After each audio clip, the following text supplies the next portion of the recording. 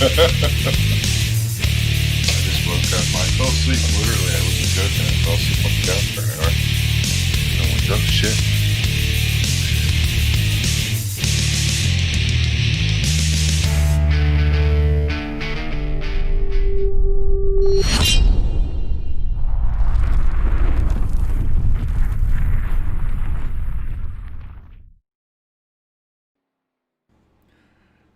And this is what it's like when worlds collide. SIM500 Vidane Racing, two of the sim racing conglomerates over the past 15 to 20 years throughout the past, all the different sim games from NASCAR Racing 1 and 2 to NASCAR Heat, all the way through the field up to iRacing.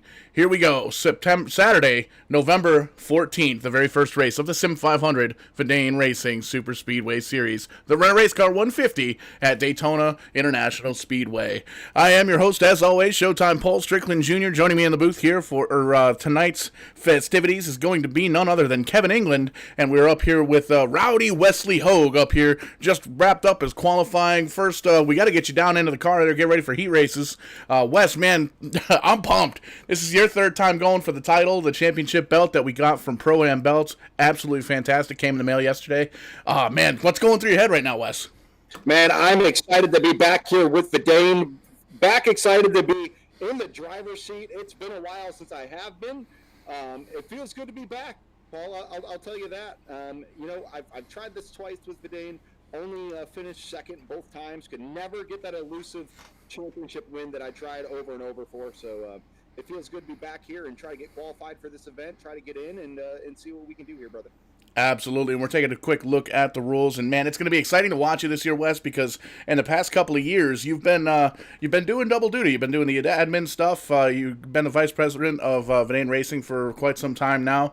But man, now you're just a driver, and well, I mean, if you get wrecked out, you're always welcome up here in the booth. But man, it's going to be cool to see you be able to solely concentrate on driving. Really is, and knowing that I only have to worry about holding this wheel straight is a great feeling. I'm just hoping. I think I'm like 24th right now, and in the standings, I think I actually made it through qualifying, which I'll be happy about. That's a race I don't have to worry about. So, man, I'm ready to get rocking and rolling. It's all business this season, and let's try to bring it home. Try to represent Vidane Racing well, and shout out to you guys putting on this broadcast. Both you guys up there at the booth. I know you're going to be working your tails off. Absolutely. Thank you, man. Good luck tonight in tonight's race, the Rent-A-Racecar 150 here at Daytona. Thank you. Man, there you have it, Kevin. It's a big fight feel here tonight. Wes, you've been the runner-up back in 2014 and 2020. Both years we did the championship belt by Pro-Am Belts, and we're essentially taking the top 27 qualifying times are going to be racing in the main event here later on, and we're running 2 heat races. Each of those heat races, we're taking the top 8. Man, walk us through the start of this heat race here, Kevin. Yeah, it's going to be an exciting event. And, I think about what's going on here with the series. It's the maiden voyage of a new season with a twist. It's SuperSpeedway Racing every week with the series running just super speedways, as the series title suggests. But for this 11-race run, we're going to use different vehicles. And tonight we're in the Cup car. City drivers are taken to the grid. We'll see if we can get the lineup set up for you here as we get that sorted out. First will be Travis Turnmeyer in the number 54. Nick Hurd starts second. Third will be Joey Jatina. Kevin Brown, very fast. Number 93 starts in the 4th position. Glenn Campbell in the 44 starts 5th. Gail Brooks in the 71 is in the 6th starting spot for this first heat. 7th is Josh Cox. Jeffrey Ford in the 95 starts 8th. 9th will be Ken Zemas in the number 90. James Haney in the number 55 will start 10th. 11th will be Matthew Baker. On his outside, the 82, 12th starting spot for Brian Abbott.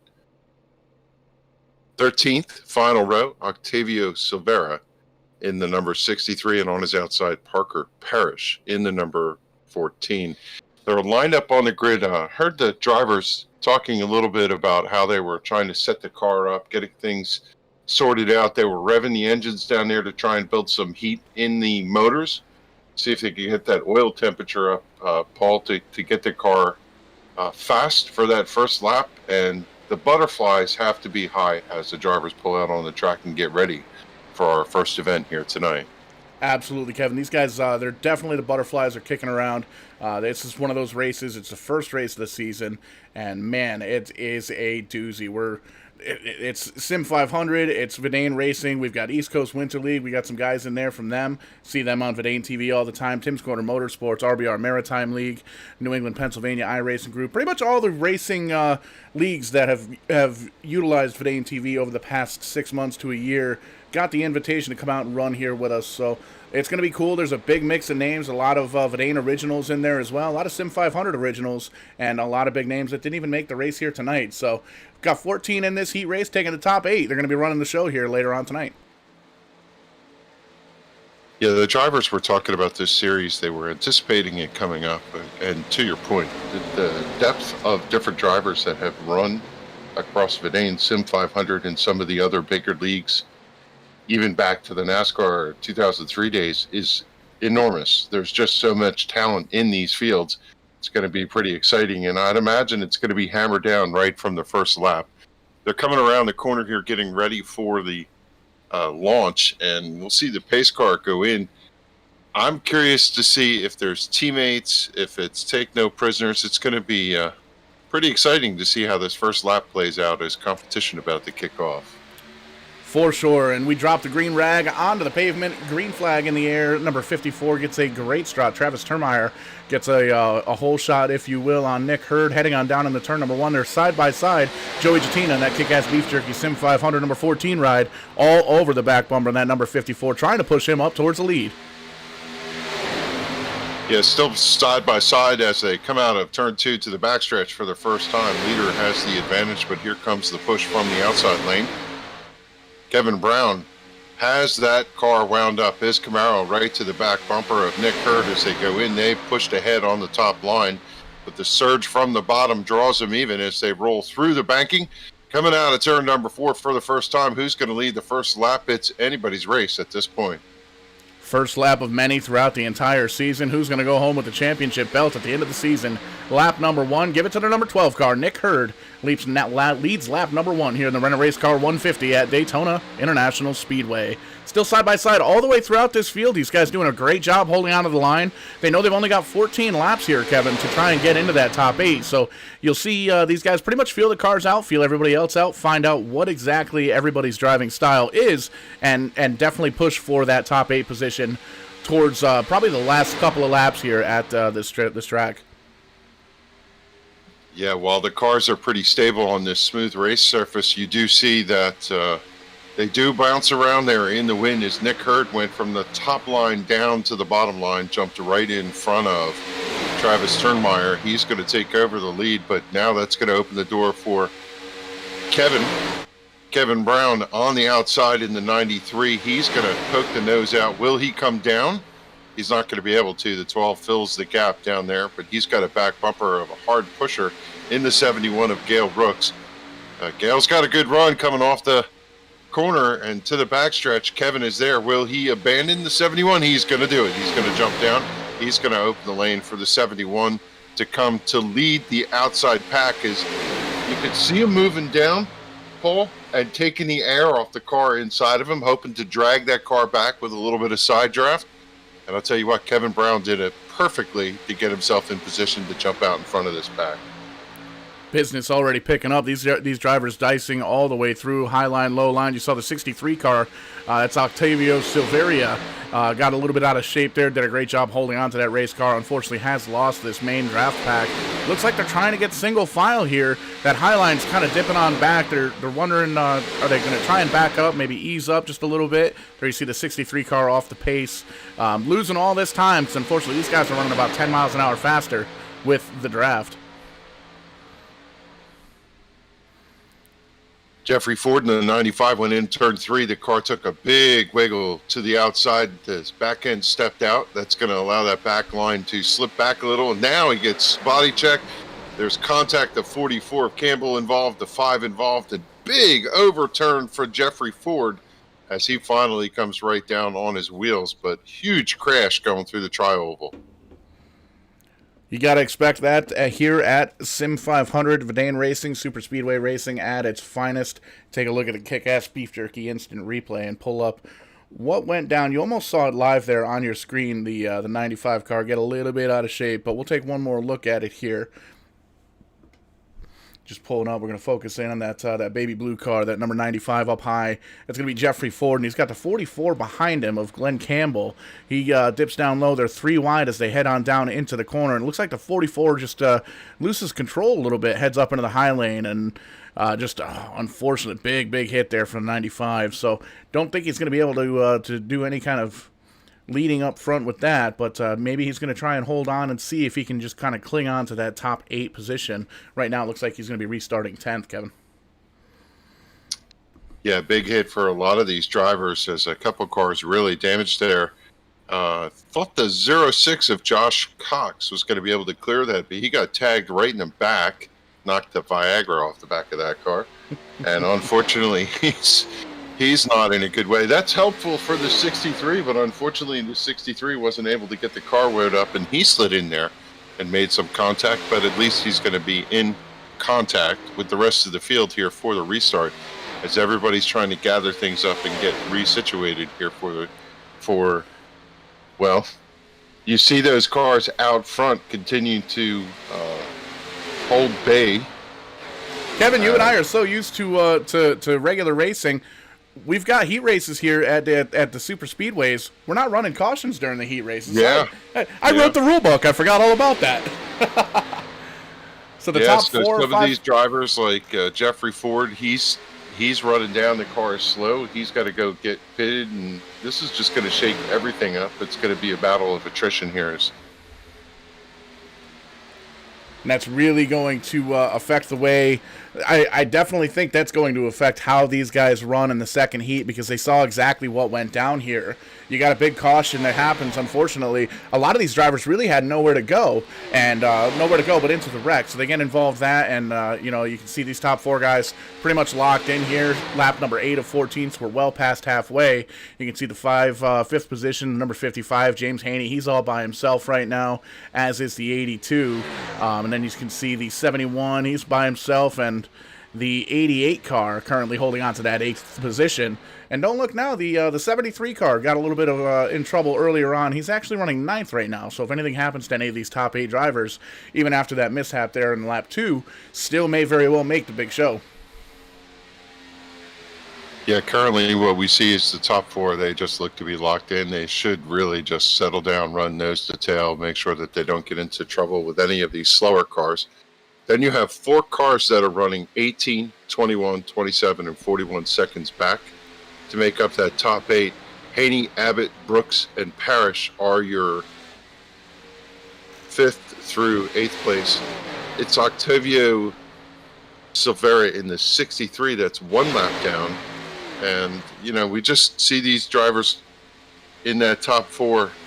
They go underneath the wounded car of Josh Cox, cleared that fairly cleanly, and they should just really just punch their ticket and take their time here. As even I see Joey Jatena, looks like he's just kind of off the back of them being ultra conservative.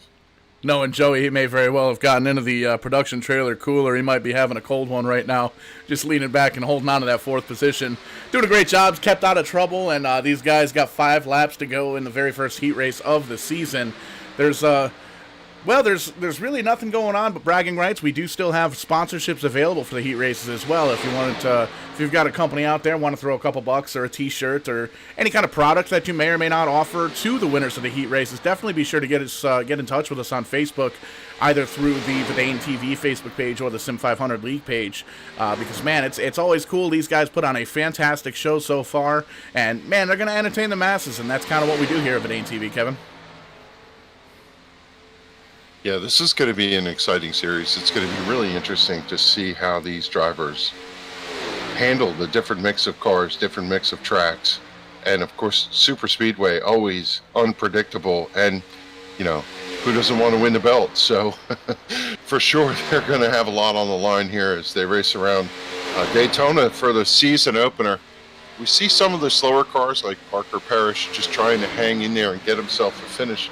And the question is, are some of those crashed cars a little faster? Maybe they'll be able to overtake each other. As right now, well, it looks like Octavio Silvera in the 63. I'm not sure what his lap times are or how fast he's running, but he's trying to get to Parker Parish before this is over.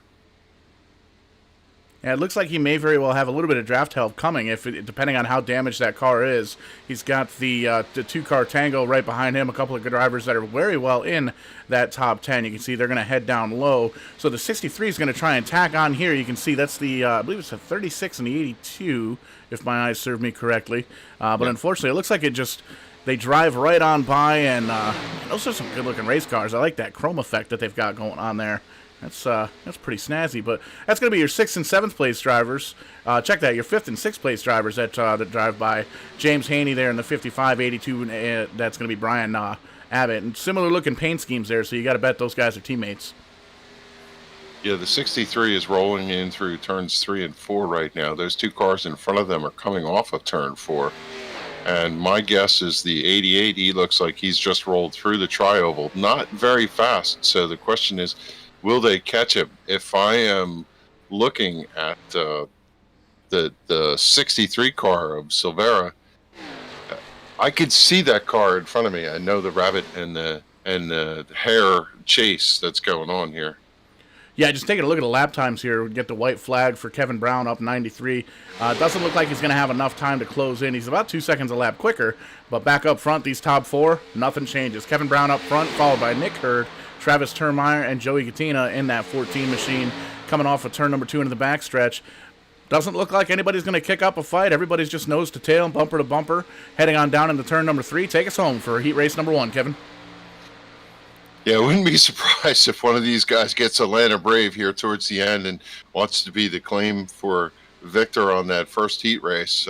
The question is, who will it be, or will they stay in line? They come down past the entrance to start finish, and it's going to be Kevin Brown taking the win. No surprise there. They did settle in 1, 2, 3, 4 as they were running, and heat race number 1 in the books. Kevin Brown, Nick Hurd, Travis Turnmeyer, and Joey Jatina are your top 4. James Haney, Brian Abbott, Gail Brooks, and Parker Parrish going to round out the top 8. They're going to the big show. Everybody else, unfortunately, they're going back to the shop. Going to have to come back when we do the truck racing at Talladega next Saturday night. Yeah, and, well, we both got caught by that surprise of the rule that yellow flags stay out. I was wondering what was going on when I saw those drivers never lifted, and now we know to watch for that in heat race number 2, and I'm sure all those drivers sitting down there on pit road getting ready to grid up for this second race were paying attention to what happened in race number 1, and as heat race number 2 is called to the starting grid, you have to imagine that they're all thinking, not only do they want to get into the top 8, Paul, but they certainly do not want to get involved in an incident here.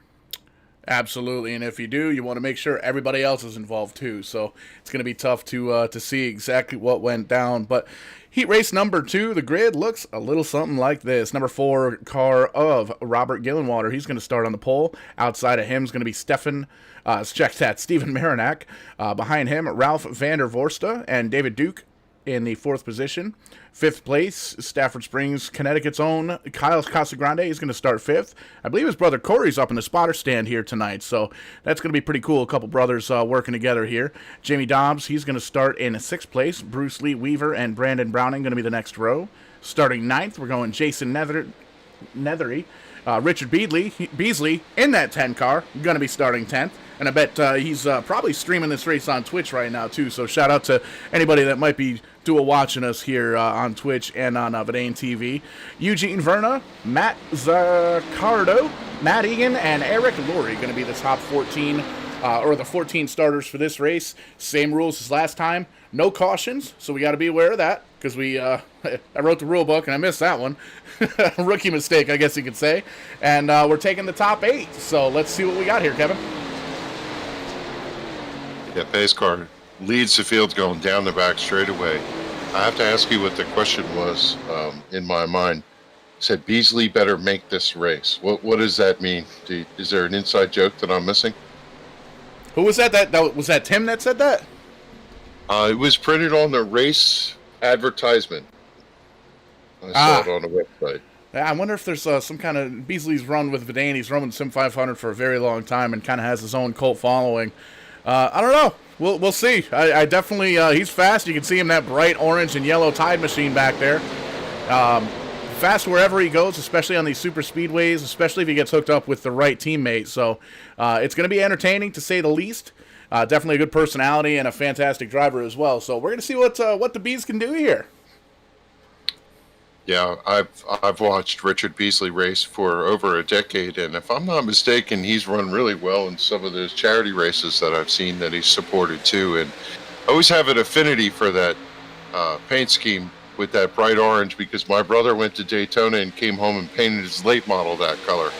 They're going to head off into turn one. They finally come up through the gears right now, still side by side in almost a pace lap formation.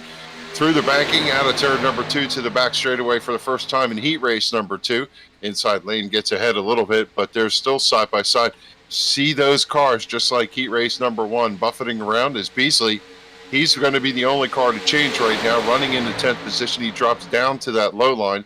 The outside lane led by the number 21, Stefan Marinik. He's holding tight out there, but you have to wonder, is the inside or outside lane preferred here, Paul? Right now, it's really hard to tell. It looked like from the beginning of that last lap, it was going to be the bottom side, but it seems like the high side is trying to get back together, put their noses up the other guy's bumpers, and really push towards the front. You can see 21 is pretty much second in line, and there's more guys down on the bottom side, so the air is going to be a little bit thinner down there. But you can see these guys are doing a great job, just kind of holding tough, holding on to their lines, knowing that they saw the wreck happen halfway through the last heat race. So they don't want to be involved in that, and they have to know that they don't get the caution flag to even really regather their thoughts. Yeah, and one of the challenges is you have to take every opportunity that presents. There's certainly not a lot of laps here, and if an opening occurs, you're going to stick your nose in there and see if you can pick up a position. Any of those drivers lift or slide off that bottom line, the driver behind them has to be in the opportunity to take that position if they can get it. As we see him go into banking, thankfully the banking is holding the cars, but still a lot of air moving around over there in turn 1 and 2 as they come back to the backstretch. And now we start to see things get a little bit racy as the laps click off. The drivers got a little more comfortable. I see them hunting and pecking. Maybe somebody will dive in the middle and make it a 3-wide sandwich. But for right now, it's Gillenwater still holding serve over this field as they run in third lap formation. They still pretty much stack the way they started, Paul. Yeah, still running 2x2 pretty much all the way through the field here, and you can see the telemetry up in your screen there in the top left corner. These guys are running 205 miles an hour in the corners, and they don't really get too much slower than about 195 there, as they're having it let up just a little bit so they don't get into the guy in front of them, and they don't want to pull away from the guy behind them too much. And it's pretty much a 205-mile-an-hour chess match at this point. So you can see the sunset there in turn number 2. That's a gorgeous shot right there. Yeah, perfect night for racing here at Daytona. I saw off of turn 2 last time. Weaver gets sideways, slid down, caught the car, went below the yellow line, but didn't execute a pass. He was able to tuck right back in underneath Beasley. And these cars, they may look easy to drive, but they're certainly a handful. They're all over the racetrack here, and you can understand why contact is possible. It is so tight in that pack right now. No one giving an inch. All 14 drivers still in that lead pack, Kevin. It's a little bit tighter than the last pack that we saw, but you got to keep in mind this is about when we saw that big wreck happen last time through. So these guys got to be wary of that. You got to know, you got to have your head on a swivel, looking the guy in front of you, next to you, left, right, guy on top of you, behind you. You got to pretty much know where everybody's at on the track. Some of these guys have spotters. Some of these guys are going with the in-game spotter. So it's a little bit tough to kind of know where everybody's at. And you can see Beasley doing his best to try and move up, but still stuck mired back in that 10th position.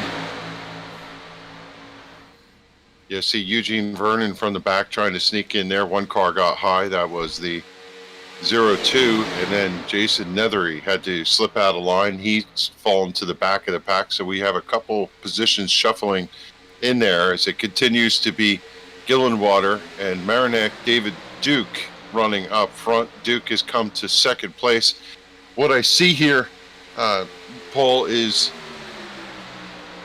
they're looking for openings, but they do look to be careful. And in the first race, we saw the bottom line have the advantage, but right now the top line still holding serve with them. So our question was answered: is contact out in the back, the 0-2 sideways spinning off into the infield. That's going to be Matt Egan gets unfortunately out of shape. Looks like he gets in a little bit of contact there with Eugene Vernon there in the 0-1, and Jason Netherly looks like he backs up just a bit, loses contact with the lead drag. We stay green. There's no yellow flags, check that, in these heat races, so it's still Robin Gillenwater and David Duke up front. Yes, 7 laps in the books right now, and you could see these drivers, they are getting runs. They're coming off that backstretch, and they are getting a run into the corner right up to the front bumper, and you'll see whether or not they're able to take the opportunity. I have to imagine as we get to the end of the race, some of these drivers that are on the outside looking in are going to charge to one of those holes or open lane. We can go 3, maybe 4 wide here, so I'd imagine that this is going to get really interesting in a lap or so. Yeah, you got to wonder, the top 3 or 4 guys, you would think they might very well try and work together because they want to make sure that they make the big show here. As we made mention, heat races don't really do much. They just kind of let you know that you're going to be the first of 8 guys moving on to the next show. So we'll see if these guys kind of work together up front to make it so they can't get anybody around them. But you can see right now, it's anybody's race. There's still 10 guys right in the lead draft, Kevin. Yeah, right now it looks like Eugene Vernon 2.6 seconds back off the draft, and I was watching the 34 of Nethery. He was hanging off the back of that pack. I'm not sure if he saw something that scared him and he let off, or whether he was just trying to climb his way back there, but he is to the back bumper of the 071, I believe it is. But up front, it continues to be Gillenwater. Unusual to see that car for me. I typically am associating him in the Kodak colors, but he's got an all-black car here tonight at Daytona. Yeah, a lot of cool paint schemes watching practice here earlier on, and man, it made me really miss being inside the race car on these super speedways, but then I remembered I'm no good, so I came back down here and took my spot on the throne here in the production trailer. You can see just doing a great job here, the 4-car Gillenwater. He's got some help from the 68. Those guys are single file, but everybody behind them 2x2. Yeah, we're going to keep an eye, obviously, in that middle spot there. Bruce Lee Weaver, he's holding the 8th position right now.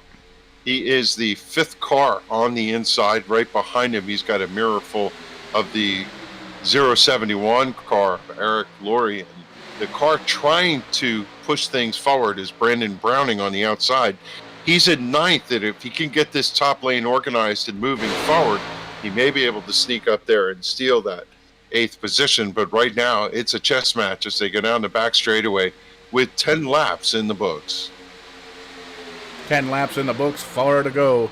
And man, it's really tough to... Oh, car hard in the wall here. That's going to be the... Check and see. That's going to be the 071 car we just talked about. Looks like the 34 got involved. So now we got 10 cars on this lead pack with 4 laps to go. 3.5 laps to go here. 10 of these guys are going to make the show. 2 are going home, Kevin. Yeah, and we see 10th right now is Matt Zaccardo running in the 60. He's just hanging off that backpack, and if he looks back in his mirror, there's nobody there to contest with him. So his opportunity is to just pace himself and try and stay out of trouble. We see him back just a little bit. I'm guessing he's trying to anticipate that if somebody gets sideways, he's not going to get into him. One of those strategies where you can basically back up and see how strong your car is going to pull up to the front back of that pack. You can do that a couple of times a lap and basically see just what kind of run you need to get any kind of position that you need. But it's going to be tough to get around any of these guys as they're still running 2x2. You can see Beasley there in the number 10. He's been clean all night so far in that time machine. Aha! Currently running 7th on the inside. Yeah, we're just watching these drivers looking for their opportunities, top, bottom. See the 40 of Bruce Lee Weaver. He was in the outside lane. He now cleans himself down behind the tied car, and he sits in that 9th position.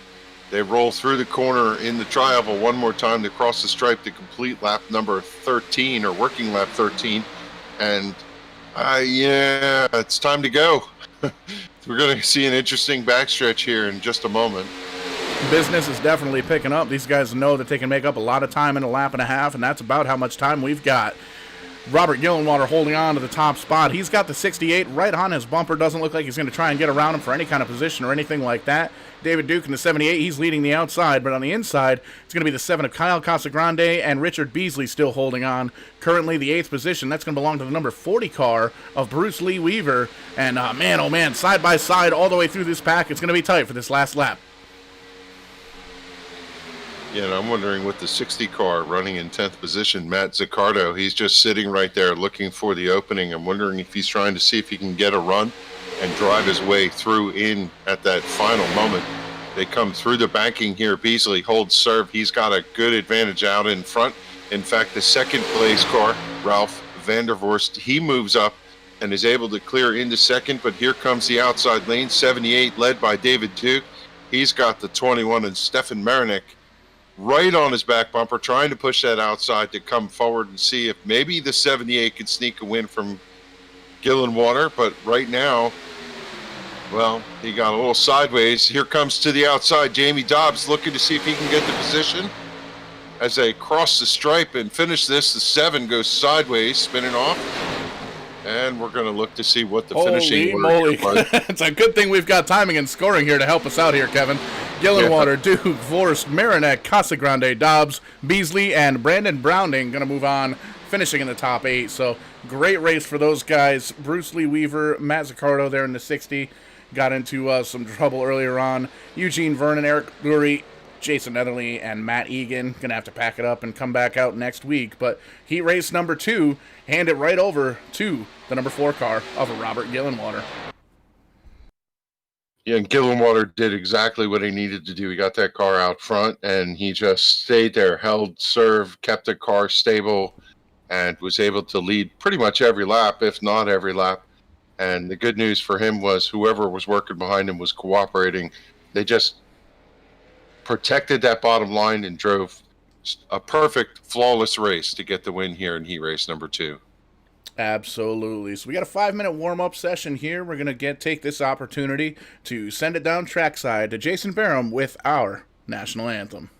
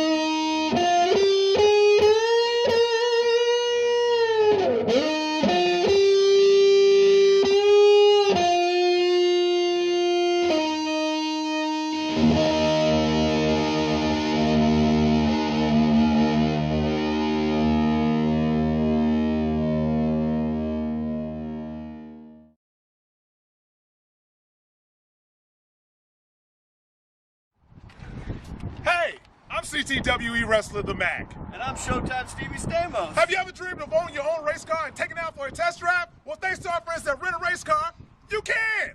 Visit www.rentaracecarne.com for all the details on how you can take one of these babies out to Stafford Motor Speedway. We'll see you at the races. Touchdown!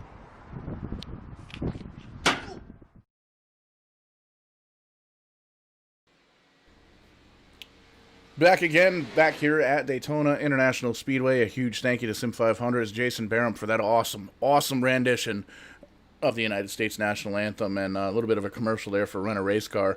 They're actually sponsoring this series here, Kevin, pretty cool for those guys to jump back on board. They sponsored us the last 2 series. The first, actually, each time we had the championship belt,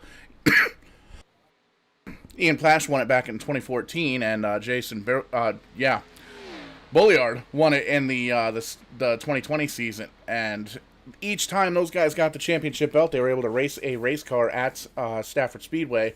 Now, Jarrett unfortunately didn't make it to the track because of COVID-19 this year, so we are doing a champion versus champion in 2021 at Stafford Motor Speedway, so that's going to be big fun. But quick shout out to Rent-A-Racecar. They're currently booking rides for the 2021 season at Stafford Motor Speedway. If you ever wanted to try your hand at wheeling a real race car, but you've been unsure where to start, look no further. Rent-A-Racecar likes to supply an arrive and drive environment. They'll supply everything you need from head-to-toe safety, from the helmet to the suit to the shoes. All you need to do is fit yourself into the seat, come to the track, and race. Each rental includes getting the car to the track, the crew to get you all the input that you need, the gas, the tires, everything. You show up, ready to rock. $650 gets you the full night of racing, from 2 practice sessions to the heat race to the right onto the feature event of the evening. You'll also be responsible for a $500 crash deposit, but if the car comes back in one piece, you get that back the very same night.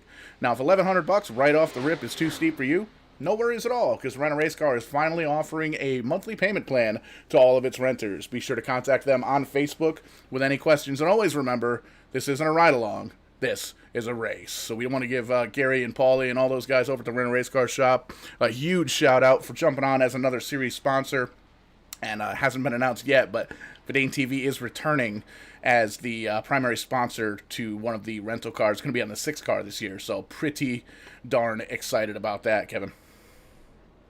Yeah, I can't think of a more natural progression. These drivers who run sim racing and are in this community, I'm sure all of them would love to have the chance to hop behind. Now, a lot of these drivers actually do race real race cars, and then they come out and have fun, if that's what you want to call it. I know that it's kind of weird, the divide. It's not a game, it's a sim, and it's not fun because a lot of these drivers put in hours and hours of practice to come out here and race, and they take this really seriously.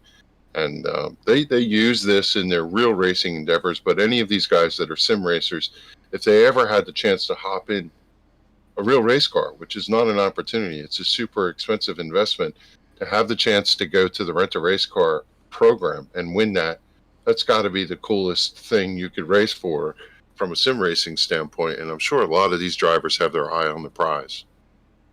Absolutely, Kevin. I've done it a couple of times myself, 3 to be exact, and it is an absolute blast, I got to tell you. Even finished in the top 10, which was pretty cool. There were a lot of guys that got disqualified that night, but the record books still show I got 9th place that night. But we're going to take a quick look here at the starting grid. This could be the very first starting grid here for this season. And, man, a lot of fast guys. You didn't see any of these guys in the heat races so far because they basically qualified in. What we did is we took the top 27 qualifying times. Those guys automatically into the race. And then we set up the 2 the 2 heat race sessions after that to take the next 16 drivers, which is the top 8 from each one. But there you see right there, Raymond Rittenor, the number 2. He's going to be on the pole position. And outside of him, the number 99 of Tommy Ryan. Chad Coleman in the 38 starts in the 3rd position. Outside row 2 is Gabe Butler in the number 1. Right behind those guys, you're going to have the number 3 of Jeff Ryan and Kevin Fries in the number 25. 08 of Thomas O'Leary, the 4th, starts in the 7th position. Outside row 4, Jonathan Goki in the number 24. Number 11 car is going to give us the 9th position. That's going to be Jimmy Coleman. Randy Yoakum in the number 8. He's going to be starting 10th. 11th starting spot for E.J. O'Rourke. Bobby Wetzel in the number 9 will start to his outside. Starting 13th, that's going to be Chad Cole in the number 17 ride. And outside of him, Chris Gilbo in the number 6. 15th starting spot tonight for Rich Jett, the veteran, in the number 36. And always fast wherever he goes, the 39 of Daniel Falkingham will start 16th. Jim Brooks in the 76 is going to be starting 17th. And Don Runkle Jr. in the number 90, he's going to be 18th. 19th starting spot tonight for the 81 of Keith Haney, into his outside Charles Johnson in the number 28. Getting ready to go green here to take us to the very first green flag. It's going to be Aaron Smith, Jarrett Bolliard, defending champion, John Wilkes, Jason Barham, Wes Hogue, Mitchell Hunt, stacked crowd here, Dude Conrad, Kevin Brown, Robert Gillenwater, the heat race winner, Nick Hurd, David Duke, Travis Turmile, Ralph Vandervorst, Joey Katina, Stephen Marinac, Jimmy Hendry, Kyle Casagrande, Jamie Dobbs, and Parker Parrish to make up the 43-car field here tonight. Green flag is in the air. Kevin, we are going racing. Ridenour comes up through the gear. He's going to lead them into turn number 1 with Tommy Ryan to his outside. As they go into the banking for the first time side by side, everybody just kind of holding bay. They roll through to the back straightaway, and everybody excited that this race is finally underway. See some moves out in the back of the pack, but for right now, the top 8 are 2 by 2 by 2 by 2. Sun's finally set here at Daytona International Speedway. The lights have come on, and that's what you're seeing on the cars reflecting there. One of my very favorite things about this racetrack is when the sun goes down, everything starts to heat up. These guys doing a great job holding on to the lines. You can see everybody taking a peek at that number 24 car there of Jason Goat. Real fast last season of Vidane Racing, and he's run pretty much all over the world in a bunch of different sim racing leagues. Very, very fast in his own right, and he's running that old white and blue Pepsi scheme from Jeff Gordon from yesteryear.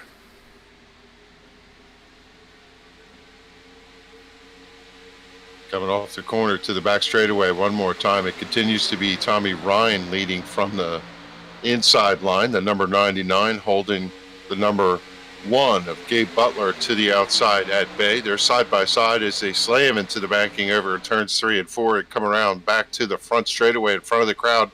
Capacity crowd here tonight watching these drivers get it on at Daytona International Speedway, the first race of an 11 race series. As they go across the line, it's going to be Ryan credited with leading lap number 3. And I look at this, and some of the drivers out in the back have kind of settled back a little bit, Paul, giving themselves a little space. It's 60 laps. It's a long race. And I would imagine a lot of these drivers just need to understand what the pace is for some of the cars that they've probably never run with before. Yeah, we say it a lot here on Vidane TV. A lot of times with the first race of the season, you really have to learn just how everybody else is driving. You know how the setup's going to handle, you know how the car's going to handle, you know everything about the track because you've run a bunch of practices, but you don't really know how everybody else is going to react to you or other drivers. So a lot of these guys are just kind of easing around the racetrack, kind of seeing who's doing what, feeling everybody out, and seeing just how they're going to react around other race cars.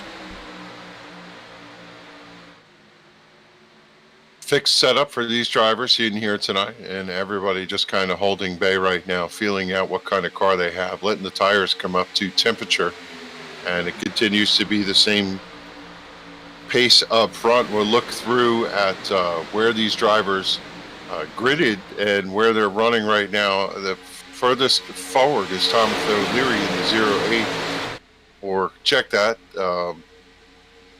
Yep, nope, I had that right. Started 12th, is running 7th right now.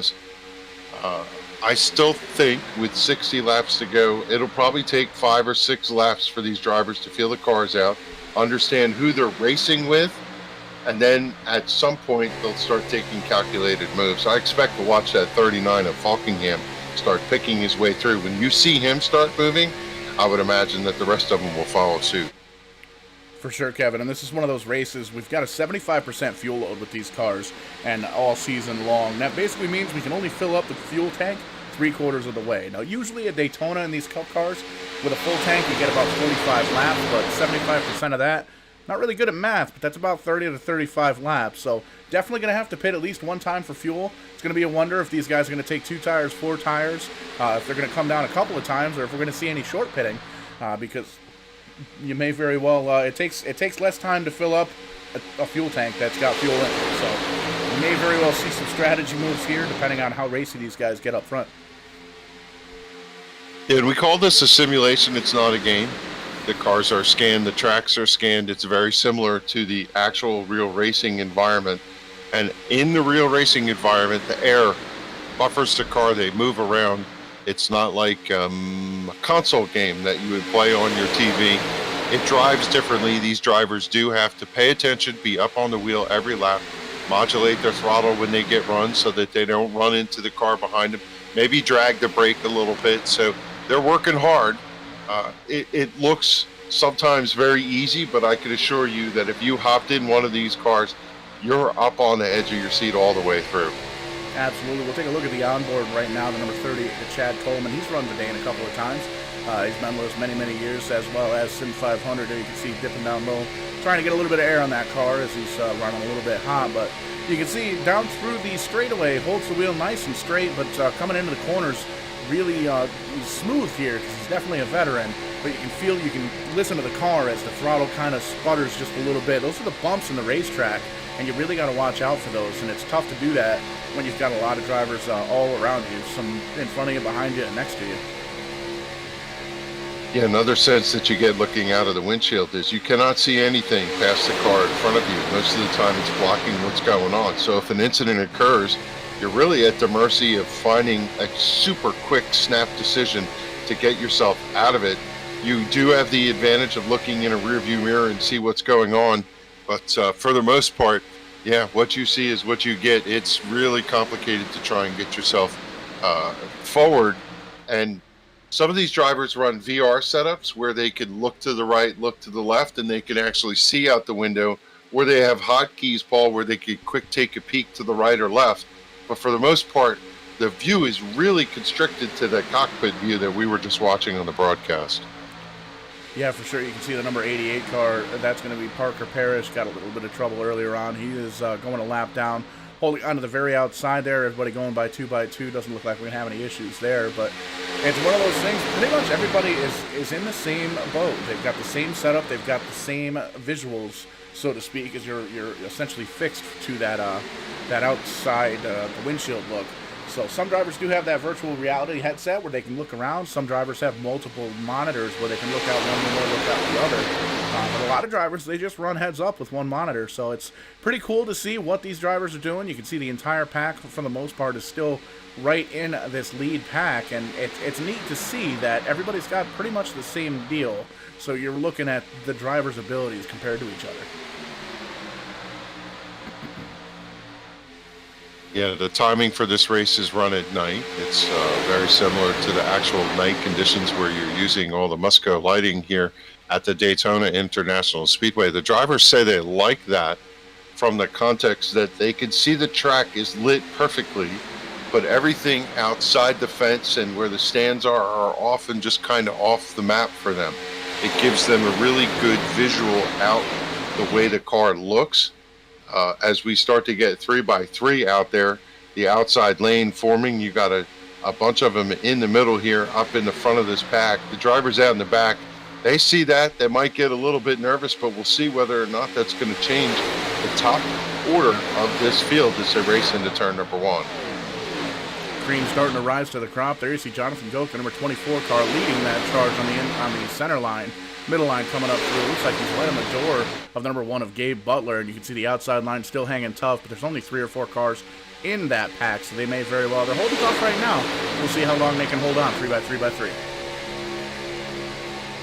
Yeah, you're looking at Kevin Brown sitting there in that 7th position, the 93 Skittles lookalike car. He just tucks down to the middle lane. It's complicated to run the outside with 2 cars to your inside. Still 3x3 wide there for that 2nd position. Tommy Ryan in the Northern Equipment 99 down there hugging that yellow line, trying to make sure that he gives as much room as possible to the car to the outside. The 25 of Kevin Freeze, the car on the outside, which was, there goes the 87 off, got sideways, went down. Thankfully, there's a lot of room for him to run down there. He can get the car gathered up. We stay green. But I was going to say the car on the outside gets a little nervous, and it's going to jump back some. And yeah, we're starting to see the first shuffling as these drivers getting comfortable. And we said it, sooner or later, you're going to start seeing some movement in the pack, and we're starting to see it here on lap number 10, 11, 12. New front 2 up front, Kevin Fries. He's going to run in the number 1 spot. as he gets just inches in front of Jonathan Goku, who moves on down to the inside, leading the inside pack, trying to get back up there. You can see the 93 of Kevin Brown. That's a cool-looking paint scheme there. Got that chrome effect on that nice Bud Light blue on the hood there. Pretty cool-looking machine there. But you can see the 25 dips on down in front of the 24, tries to block him just a little bit. Maybe those guys will work together and try and get up around these guys trying to charge from the outside.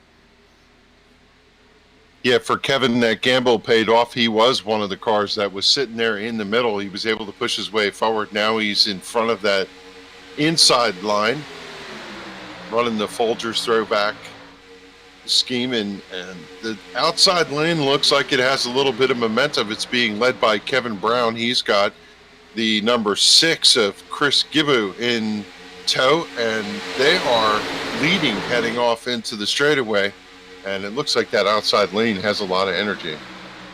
Speaking of outside lane, you said his name earlier on. He started 16th, Daniel Falkingham, that number 39 Tornadoes machine. He's on the way up to 4th right now.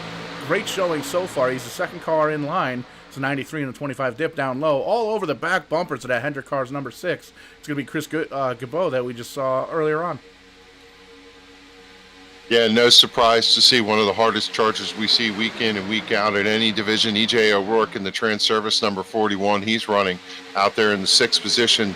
The car on the outside lane, 3rd one back. And I'm not surprised to see that he's in the mix. The question is, it's wreckers or checkers sometimes for EJ. And he's super fast. He's made his way up to the front. Can he get himself a victory here in our first running? Yeah, EJ's super fast, and pretty much any kind of car that he drives that we've noticed here, and that may very well play into his favor.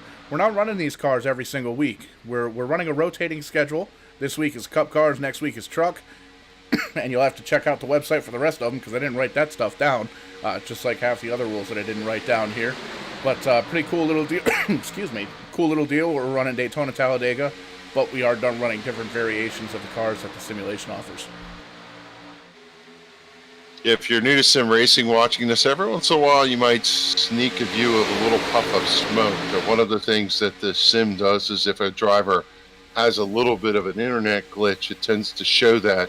It's a sign to the drivers behind them that the connection is not so stable, but usually the car just stays right where it is. But, I remember days, Paul, when we used to race and the car in front of you would just disappear or jump up into the sky and come back down.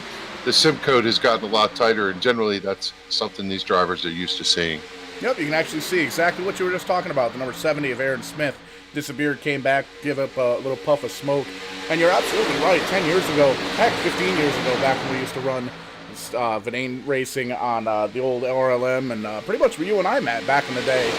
Yeah. We were working with Matt Thomas, Web Racing Network. We would see the netcode have issues even more so back then. Different simulation, and the internet connection weren't quite as good as they are right now. So pretty cool to see where iRacing and sim racing has come, the internet connections and all that good stuff. And we got 25, 30. How many guys are in this lead pack?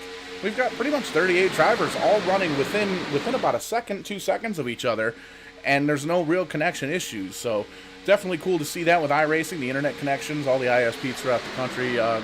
Throughout the world, really. I think we got a couple of guys racing here from Canada, so we can't even say that this is just an American league. Yeah, certainly so. And, we had 43 drivers take the green flag tonight, but we got to give a shout out to those other drivers supporting the series. Josh Cox, Matt Egan, Jeffrey Ford, Ken Zeems, Matt Ziccardo, Octavio Silvera, Jason Nethery, Matthew Baker, Eugene Vernon, Bruce Lee Weaver, Glenn Campbell, one of our normal drivers that we see routinely, didn't make the qualifying. We're going to see them back next week, see if they can make the show. But a super competitive field, and they're doing a great job here tonight. We're 19 laps straight under green with 38 cars, as you said, running nose to tail. There's 4 cars that have dropped off. Raymond Rittenauer, Wes Hogue, Dude Conrad, and John Wilco are kind of off the back of the pack. I don't know if that's by design or something happened where they slipped up and were, somehow lost the draft. But up front, it's been a dogfight. These drivers, they're looking, hunting, moving, and it's like a chess match. They just keep slipping in and out of different positions, and no surprise to see the 39 leading the outside lane. Yeah, and it's amazing to me, Kevin. These guys are still side by side all the way throughout this pack. There's not really any weaving and diving or anything like that. These guys being very professional, very clean, and it's always good to see that at super speedways, and especially this early on, lap number 20 of 60, so we're a third of the way through the race, moving right along here. I say that, it's already 11:30 here on the East Coast, but we did that by design. We wanted to give these drivers a chance to kind of go out and do the family and friend things, hang out on a Saturday night, and then come back when the time is right and do a little bit of racing here for the SIM500 Vidane Racing Super Speedway Series. And like we made mention, this is race number 1 of an 11-race stint. We're running the chase format for the very first time. For Vidane Racing, we've always run points straight up, and it's always been a pretty cool battle. We saw Wes Hogue, who looks like he's having some connection issues, currently scored in 43rd, 20 laps down. Not really sure what went down there. But he's finished in the championship second both times that we've had the championship out the last 2 times. And these guys know that, man, we got the championship belt on the line, and the point system that we're doing is essentially, if you win the race and you stay in the top 30, you're going to be in the chase. And the chase is after 8 races. We're taking the top 8 winners first, and then we're going to fill out the rest of that top 8 with the point standings. After that, we're going to run 2 more races, and then take the top 4, same deal, 2 winners, and then the 2 top guys in points. And at that point, the very last race of the season, we're going to run heads up for those 4 drivers to come home with the championship. So definitely going to be a big field that night, and really looking forward to the rest of the season, especially if the racing is going to be this good, Kevin. Yeah, and when you're running restrictor plate tracks or super speedways, every week could be that week where you win or have your troubles, and for a lot of these drivers, they're just going to have to put together the whole package and figure out how to get through it. We're 22 laps in, about 1/3 of the way through our 60-lap main event. We've been green so far. Let's update you on your top 15. Chris Gibbo is in the 6th, scored your leader right now. Daniel Falkingham in the 39 is in 2nd. Kevin Brown, he's going to slip up. Well, as we say it, the order's going to change. Brown goes to the point, but he was running 3rd. 25 of Kevin Freeze. O'Rourke in the 41. Goki in the 24. Aaron Smith the 2nd running the number 70. He's in 7th right now. Gabe Butler in the 1 is running 8th. Behind him, Mitchell Hunt in the 77. Tommy Ryan runs in the 9th position. 10th is Ralph Van Borster, and Chad Coleman in the number 12, or the 38, 12th position. Nick Hurd, Jeff Ryan, Kyle Casagrande round out your top 15. I'm taking a look at a couple cars that we know are veterans, know how to get it through, but are probably playing it safe here in the early going. Specifically, I have my eye on the number 38 of Chad Coleman. He always finds his way to the front. Absolutely. We saw him win here on Vidane TV a few weeks ago. It was actually a shortened race where the lights went out. Well, the lights never came on, apparently. So he won that in the old Monte Carlo style. And, man, Chad Coleman's fast wherever he goes. He started 3rd here tonight, 3rd quickest on the qualifying charts. Currently running 12th. Looks like he's got all the fenders on that race car. And pretty cool to see that Chad Coleman's return here to SIM500 Vidane Racing. Actually shares a championship with Alan Cryer, the XSRL Street Stock Championship. Those guys tied. They had the same amount of wins, the same amount of top 5s, and the same amount of top 10s. And at that point, we didn't have anything in the rule book to have a tie-breaker at that point. So that currently is the only tie we've ever had in a championship standing here at Vidane Racing. Again, watching the 14th place car, the number 14 of Joey Jatena. You know, Joey's run this track for real, and he's got to have a big smile. The support of the number of drivers that came out and are supporting SIM500 in this maiden voyage of the 11-race season. And, yeah, we have some great names. It's a neat mix of different drivers from different leagues. And Joey's really got to be enjoying himself being able to be out in the middle of all this. Oh, for sure. Joey and I talked before the race, and, man, we were both excited. You know, we each with our own leagues. He's running SIM500. I ran Vidane Racing. You know, we've got the 10, 15-year history of sim racing, but we've never really crossed paths before, never really worked together on any project or anything like that.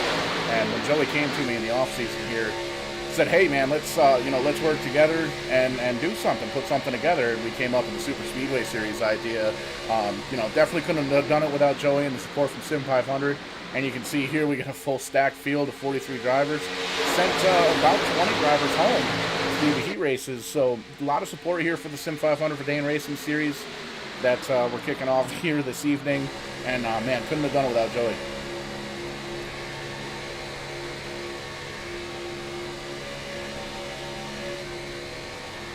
Watching this race up front, saw Chris Gibu just tick the apron a little bit. The car bounced out. I'm not sure if Falkingham got nervous about that, but he was the car that jumped out of line and then tucked back in there, running nose to tail for the first time in those top 3, 4, 5 positions as they head off into turn number 3. It is right now the 93 leading the 6. You have to wonder if when you get to a pitting situation, if they're going to get single file so some of them can peel off on the lower line. In fact, we do see a lot of drivers heading to pit road here on lap 27. I was just about to say we're starting to get up to that 30-35 lap fuel window, and you saw Jonathan Goke led those guys down to pit road. It's go time. That's going to be a big advantage if those guys can get on and off pit road clean, because they don't have to wait as long, because they don't have to put as much fuel in the car, because there's still fuel that's sitting in the bottom of that fuel tank. So going to be cool to see. We're going to end up, once we get cycled back around, those guys are going to have about 36 laps to go. And you can see everybody is just about single file at this point, other than those 3 cars. So looks like pit road's going to be a very busy place here this time by Kevin. Yeah, and of course we all know that is a challenging situation when a lot of the cars pull off. Some of them are going to slow up differently as all our leaders peel off there. A couple drivers do stay out. It's going to be Tommy 39, Falkingham locks them up. Yeah, that's what you're expecting, different paces. And also when these cars are trying to merge, come back to the speedway there on the backstretch, you're going to see now the field get shuffled quite a bit. Absolutely, and a lot of these guys, a couple of guys involved in that little bit of a mishap there. Tough break, but you can see jacking the cars up one side, jacking them up the other side. So these guys taking 2 tires, 4 tires, and away after they fill up the fuel tanks. So still green flag pit stops. Right now, currently, we're going to take a look at the leader. Is going to be the number 99, Tommy Ryan, leading. Chad Coleman second, EJ O'Rourke third, Nick Hurd fourth, and Stephen Marinac fifth. Ryan is going to head to pit road. He's got to get that car slowed down right to the line, and he's going to peel off and go to the attention of his crew. It's going to be probably Chad Coleman, I think, inheriting the lead. What's interesting is the lead group is now coming upon some of those slower cars, and it's hard to figure out who's stacked in there where they're lining up. But right now it's showing Chad Coleman as your leader. Kevin, you can't see me right now because I don't have any kind of webcam on me, but man, I am grinning ear to ear because we just saw 2 sets of green flag pit stops. Very minimal deal. Still green flag racing. These guys are going to peel. Man, this is awesome. This is fantastic. These guys knowing this is the cream of the crop right here. SIM500, Vidane Racing, all the sending leagues that have sent us. You can see Chad Coleman all by himself. I'm not going to sing to you. All by himself coming down pit road to top that car off. I'll do it. Chad Coleman pulls in. He's going to head to the attention to his crew. He looks like he's the only one that did not pit. If we're looking at the way timing and scoring rolls out right now, but we expect this to flip and flop. Tommy Ryan in the 99 so far has scored your leader, but again, we'll see where this plays out. As it's going to take a minute for cars to cross all the scoring loops and get everything straight. I'll tell you what a great execution of pit stops, and it's going to be fascinating to see how this brings the whole field back together. As I see Chris Gibu, he's got good push from Kevin Freeze, and the 2 of them are coming to the 99 of Tommy Ryan. They're going to roll to the outside, and I have a feeling they're going to take command of this race as everybody shuffles the deck from pit stops. Kevin, you could not have timed that any better. Those guys, 2 huge packs, and you can see it's happening again. Chad Coleman looks like he's going to end up in the back of the pack. But we just saw two huge groups, the field essentially split into halves. One group pitted, the other group came down, and they merged almost simultaneously back on the track together. You can see Chad Coleman's probably going to end up, looks like he's going to end up about 20th here. But man, that is some green flag pit stop action right there, man. That was good stuff. Kudos to all these drivers putting on a heck of a show. Yeah, timing and scoring is not caught up, but we do believe that Gibu is going to be your leader. Freeze, Ryan, Vandervorst, Gabe Butler is up in that mix. Joey Jatina is in that front group. We see Mitchell Hunt in there. We see Aaron Smith the second. He's able to parlay that into a top 10 right now. Jarrett Boylan in the Xerox machine, that number 79 Toyota, coming to the outside lane. He's moving his way forward. So this has certainly shuffled the deck and is putting new drivers in the mix here as we work lap number 32. Talking to Jared Bolliard, the defending champion of Vidane Racing, he got the white strap belt back in April. Actually, it was about May by the time the U.S. Postal Service finally got it to his front door after he lost the package for a couple of weeks. But talked to him earlier on in the race. He was nervous. He's usually really fast at these super speedways. He won the championship, beat Wes Ho by a couple of positions in the final race last season rather. But he doesn't qualify. He always starts in the back, kind of bides his time, runs a nice clean race, and towards the end makes his way up front. And he wasn't sure if he was going to be able to qualify in. So it was good to see him make the race. I believe he made it in on time. Started 22nd there and currently running 8th in the top 10.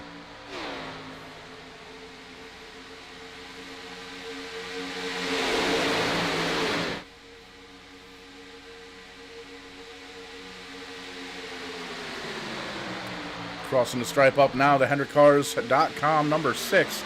Chris Gaveau, he's going to lead the pack, and it looks like we're having a charge on the outside. That's going to be the 99 machine. Tommy Ryan led that pack off of pit road a couple laps ago as everybody came down for fuel. And you can see the kick-ass ride, the kick-ass beef jerky ride of Joey Gattina in that number 14. He's getting hungry. He's in that 6th spot. He's looking for air. He dips down to the low side, trying to make his way up towards the front. Yeah, saw tense moment a moment ago with the 24 car. Was to the outside. He got shuffled out, went back down, collected the car, and now he is in the inside lane, a little bit back off of that front pack, but he's got plenty of help sitting right there behind him. And you have to anticipate that that little gap that we see is going to draw all those cars up. It's going to become one big pack again. And I'll tell you what a race we've had so far. Different changes, and where did Falkingham end up? He's was running first or second, and we could see how much it changed. He's sitting back there quite deep in the field right now, and he's going to have to do it again, work his way through and see if he and Beasley can find a hole and drive through this pack.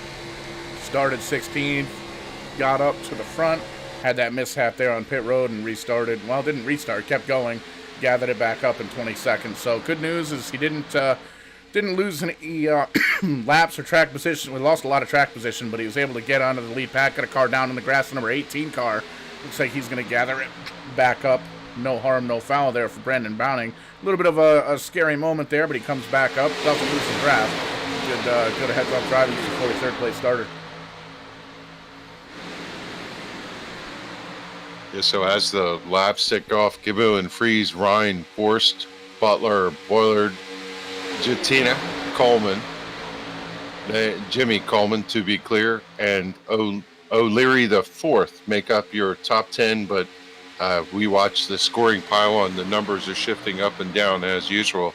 Looks like so far there's really no advantage whether you're in the top or the bottom, but traditionally, Paul, you probably feel more comfortable hugging that yellow line.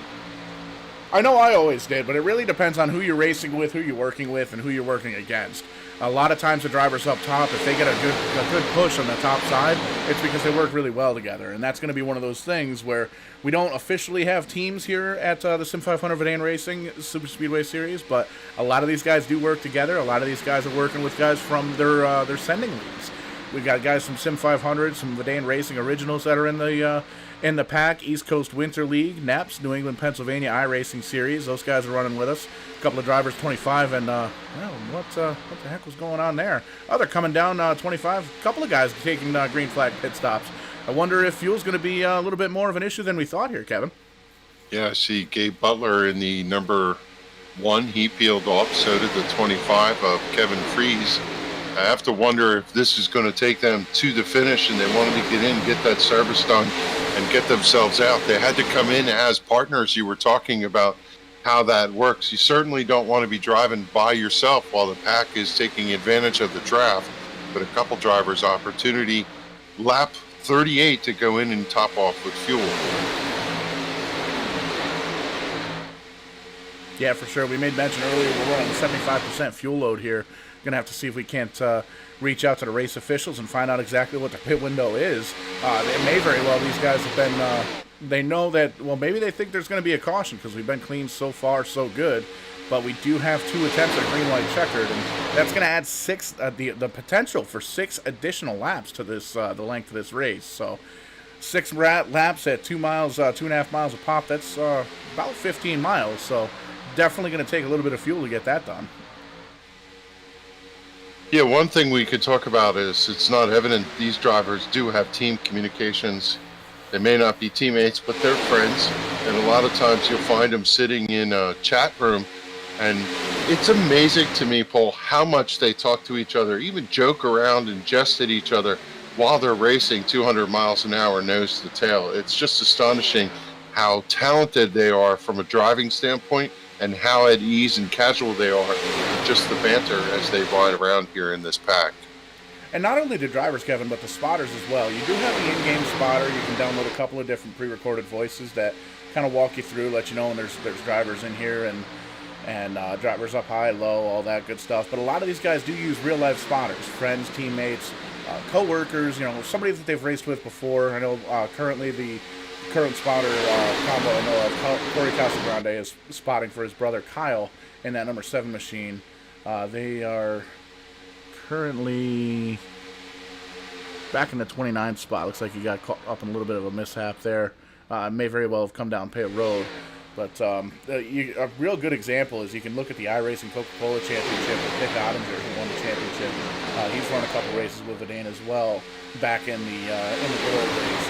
And man, you can listen to his spotter and the absolute passion that and the dedication in his voice as you know, he led his driver to the championship. And I can tell you right now, with the championship belt and the Rent-A-Racecar ride for Stafford Motor Speedway being on the line, there's going to be a lot of that. There's going to be a lot of excitement, a lot of passion.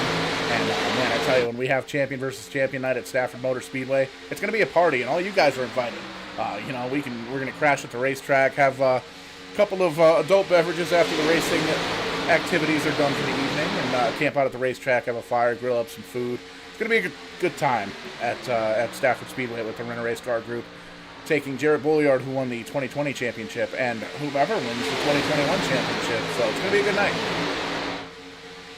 Yeah, I've been to a couple of those sim racer get-togethers, and I'll tell you what a blast. It's fun to race them, it's fun to talk with them, and it's also fun to meet them in person. And looking up front, let's just kind of get you caught up here. Lap number 42 out front, Tommy Ryan in the 99, Ralph Vandervorst in the 68 is second, and they are stacked right behind him.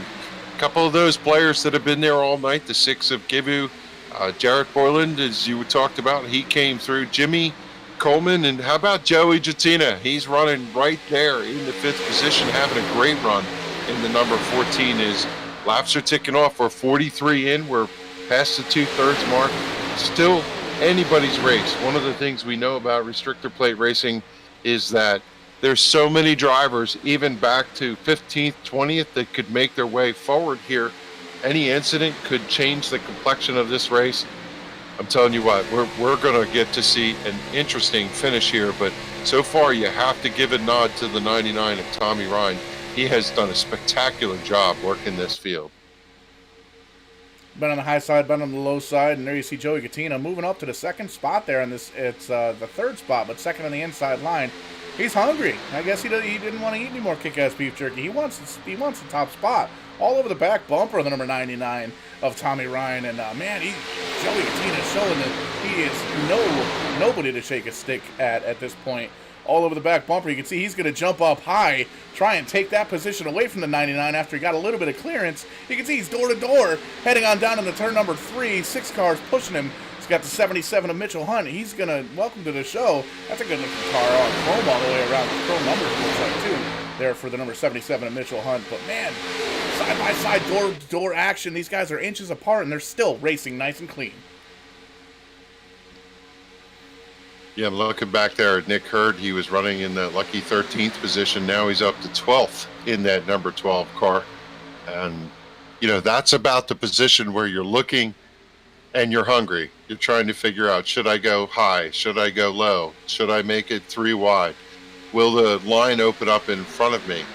You're just looking to do whatever you can to climb position by position up the ladder to see if you can get yourself to that front pack. Because realistically, when you come to a couple laps to go, you're going to want to be in that top 5 if you're going to have a shot at the win here tonight. For sure, it's going to be the second lap in a row. Joey Cattina is going to lead in that number 14 car. Pretty cool to see Joey up front. He's the mastermind behind the SIM500 and one of the masterminds behind this series. He and I kind of worked together to put this together, and man, I'm excited. This is great, Kevin. I mean, we've had some green flag races racing here for 46 laps so far. 43 drivers that made the big show here this evening. We had to send a bunch of guys home, but man, looking really strong here throughout this field. So we did see a couple drivers pit. The 25 went in and 62 went in. I'm curious as to what the strategy was there and whether or not these other drivers are going to consider pitting. I would imagine that most of them will run until they get to the point where they have enough fuel to go to the finish. They'll duck in under green flag, top it off, and then they'll just put themselves to pace and get all the way through the field. I don't know if there was some sort of advantage to pit. Maybe a caution comes out and they'll be able to run their way through. But yeah, right now everybody just kind of nose to tail, looking for whatever opportunities as the laps are clicking off. We're on lap number 47, and I see some pretty stout cars deep in the field here. Looking at somebody like Rich Jett running 26, I can imagine that these drivers are thinking they're running out of time. Still 12, 13 laps to go here. You can see the bottom side is still pretty much single file, and there's a couple of drivers kind of peeking on the outside. There you can see the 36 of Rich Jett back there in the 26th position. Still definitely upwinds this pack. Seems like he may just very well be biding his time to see if he can maybe make a late race charge up through the field. He's kind of got that feel where you can tell he doesn't want to really get involved in any kind of mishap. But you know, it's been clean so far, so we'll see what happens. Yeah, and how about Joey Cattina started out in the 34th position, and he's leading this pack right now. He's got to feel really good about his chances. He is smooth as could be. That car doesn't seem to be wobbling around. He's just got that thing on lock, and he is leading the field right now, towing some pretty stout competition. Vandervoorst having a great run in that 68. He's been in that mix, up in that top 5, top 10 all night long, running in the second position. But I don't know, it seems to me that the outside lane has had a little more challenge than the rest of them. Speaking of outside line having challenges, you saw this a little bit on your screen about a half a lap ago, the 24, making it 3 wide outside the 8 and the 3, got up into the cold wall here. You can see he's going to do it again, doing 3 wide, trying to gain as much ground as he can. Doesn't look like it's slowed him down just a little bit, but definitely threw some sparks up from that 24 machine, currently running 16th. We talked about the opportunity to drive from the back of the pack. Here comes the number 77 of Mitchell Hunt. He's got a mirror full of Daniel Falkingham, and the two of them from about the 13th, 15th position made the charge to the outside. They're sitting outside what was the second place car in the 68 on the high line. Takes a lot of bravado to go up there, but they are making it work as the 77 pushes in. He's got to be in about the 3rd or 4th position, and maybe Falkingham's going to follow him through to be in the top 4. That right there is a picture of guys that have worked together in the past. They may just not want to admit it. So the 39 was all the way into the back bumper of the number 77, pushing him as absolutely as hard as he can. You can see the 69 car, or not the 69 car, didn't catch the number 60. Yeah, peeled off, getting fuel here. I think fuel may very well be a factor because these guys are peeling off from the center of the pack here, Kevin. Yeah, I see Jimmy Coleman, he tucked in, he was in that mix, and they kind of passed him by. He stuck to the outside trying to see if he can get the draft of those 2 cars in there. And we see the 17, Chad Cole. Where did he come from? I haven't talked about him all night. The Trans-Service Ford sitting there on the inside lane, 4th position, as Cattina slipped up just a little bit, and they were able to sneak underneath him. And he's meat in the sandwich there right now. He's about 4th, 5th, 6th, but but he's got a little bit of help. He's got the 11 of Jimmy Coleman pushing him to see if whether or not that middle line can advance forward. It's going to be tough to tell, Kevin, because the middle lane, they're not really hooked up too much. You may have 5 or 6 cars there that they have an air gap in between them, but the 39 and the 77 up there on the very, very top line, once those guys get hooked up, I can see them passing all these cars. Yeah, actually, that little bit of a bubble, the push from Jimmy Coleman was able to put the 14 clear. The 14 able to tuck right back underneath the 21 of Stafford Motor. He was right under the spoiler, and he's able to rescue that slide that he could have potentially served. And unfortunately, that did not help with the outside car. The 77 of Mitchell Hunt dropped back a little bit, but Falkingham is still on his back bumper, and if they get organized, they're going to give another run at it. These guys doing a great job holding on to that very outside line. You call that the BR line back in the NASCAR Racing 2003 days, where they would put a little bit of extra grip up there. They don't do that here in iRacing because it's a realistic scan of the racetrack, but pretty cool to see. That's tough to do, to really hold on when you're 2 cars running against, looks like 7 in the middle lane and a whole bunch of them in the bottom lane. So doing a great job, really showing that they've got some speed. They've got some powerful race cars. See, the 21 car looks like he's stuck in the middle all by himself there. Steven Marinac maybe dropping back. Looks like he's going to get some help there from Falkingham. He dips down to the center lane. Looks like he's going to try and get up around Mitchell Hunt. Yeah, they saw that slow car coming up, and it's the worst place to catch him there in the tri-oval. But unfortunately for the 68 who went to pit road a little bit ago, he's going to get passed by. This field is just at full song, and he's been running by himself. He's going to hold up there in the high line and let everybody get by, hopefully cleanly. But we saw Falkingham abandon the 77 and come down. Now he's going to jump back out. He's in the 7th position, make that 6. And he's going to, again, try to get some energy to that outside lane as the inside lane settled down a little bit, and the top 5, 6 cars as Jatina drops off. He's going to go to pit road. Looks like 5 or 6 cars. Yeah, I think, Paul, without a doubt, these drivers are all looking at their final pit stop and trying to figure out when the best time to pull the trigger. For sure, and we had a couple of green stops earlier on, and it definitely went well. Looks like Mitchell Hunt's going to move himself up into the lead, and this is one of those things. There's been a couple of drivers that have pitted early for this second spot, second fuel load. So it's going to be cool to see where those guys finish up. Yeah, and these drivers that are heading off pit road right now, the 14 of Jatina, Boilard, Goki, I think they just took fuel only. The good news is they have a couple drivers to work with. It's a yellow flag on the speedway for the first time here tonight on lap 55. That is going to mess up a whole bunch of pit strategies. We're going to take a look. A lot of these guys are going to come down for fuel, but we'll pull up the Kick-Ass Beef Jerky instant replay for the very first time here in the main event of the evening. Find out why that caution flag came out. I think I saw trouble of one car on the entry to pit road, possibly. Just see if I can figure out where that was. Yeah, it looks like trouble for the number 7 of Kyle Casagrande getting on pit road, turned the car sideways, and a couple other cars possibly involved there, but that is where we're going to have caution number 1.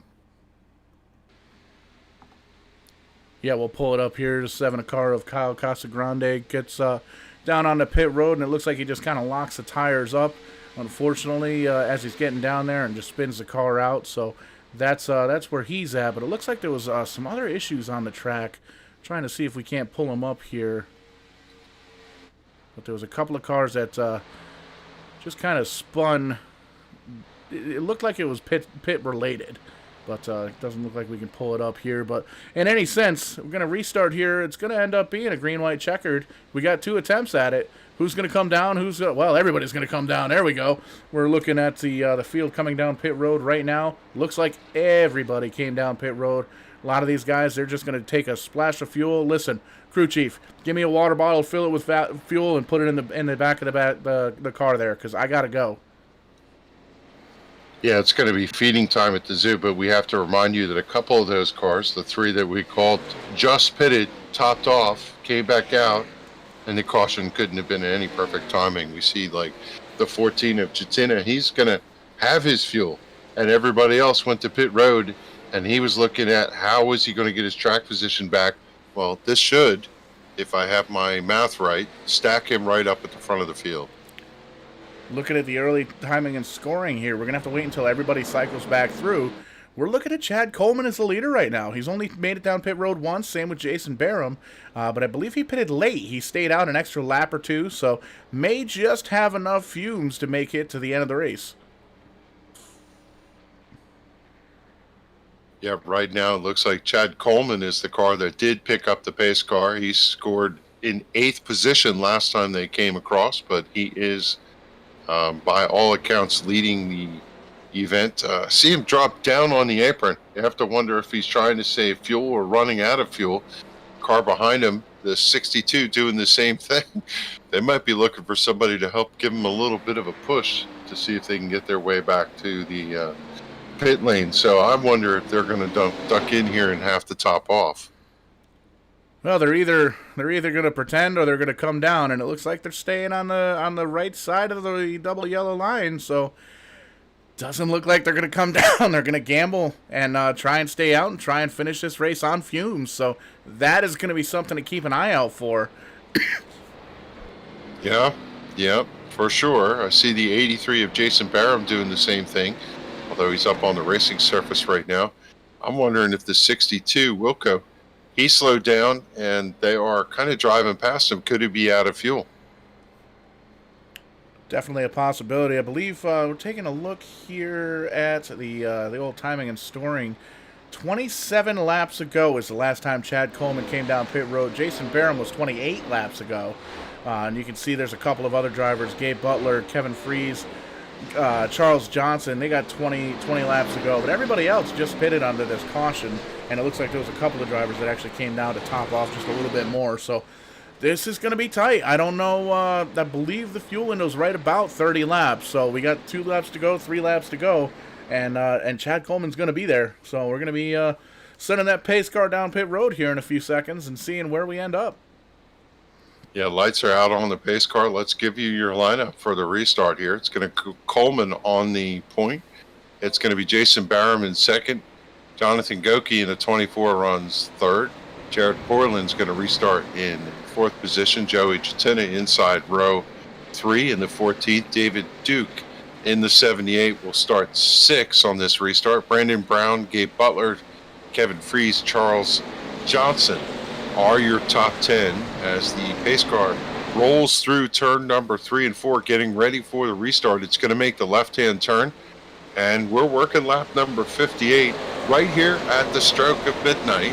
We'll see whether or not any of these drivers can sneak away with the first event victory of the season as they kick off and they come up through the gears. It's going to be up to Coleman to kick them off, and he's got a good restart heading to turn 1. Great restart as we ride on board with number 38, but the question is, does he have enough fuel? You heard him short shift just a little bit, tried to get it in a 4th gear, try and keep those RPMs down as long as he can, because now he's got to battle the fuel tank. He's got Jonathan Goke right behind him, Joey Gattina in the 14 running 3rd on the inside line. And you can see Jonathan Goke going muscling his way up. Oh, big wreck behind him. 2 cars down on low on the inside. 2 more cars wreck on the inside. Still green. Green flag is still out. Jonathan Goke leading, but Chad Coleman in the 38. A little bit of momentum there on the inside line. That's all he needed. Coming to the white flag, and the caution comes out. Not what Chad Coleman wanted to see. He's going to have to go 3 more laps on fumes. Yeah, Coleman was just praying that yellow flag would hold till he got there, but unfortunately that's not the way it's going to work. 2 green-white checkers. Now the question is, does he have enough fuel? And you have to feel for those guys up front. You knew it was coming. It was go time. They were going to be, just pull those gloves out and start punching. And unfortunately, we saw the 14, one of the first cars going off to the side. And, a couple of cars got involved over there on the back straightaway. Taking a look at the instant replay right now, brought to you by Kick-Ass Beef Jerky. We're going to focus in on the 54 because it looks like he got tagged as the events went through. There you can see the 93 machine is involved, a couple of cars in the backstretch, just getting jacked up, man. It's unfortunate for these guys, as we'll see if we can back that up one more time and see what the initial start of that wreck was. And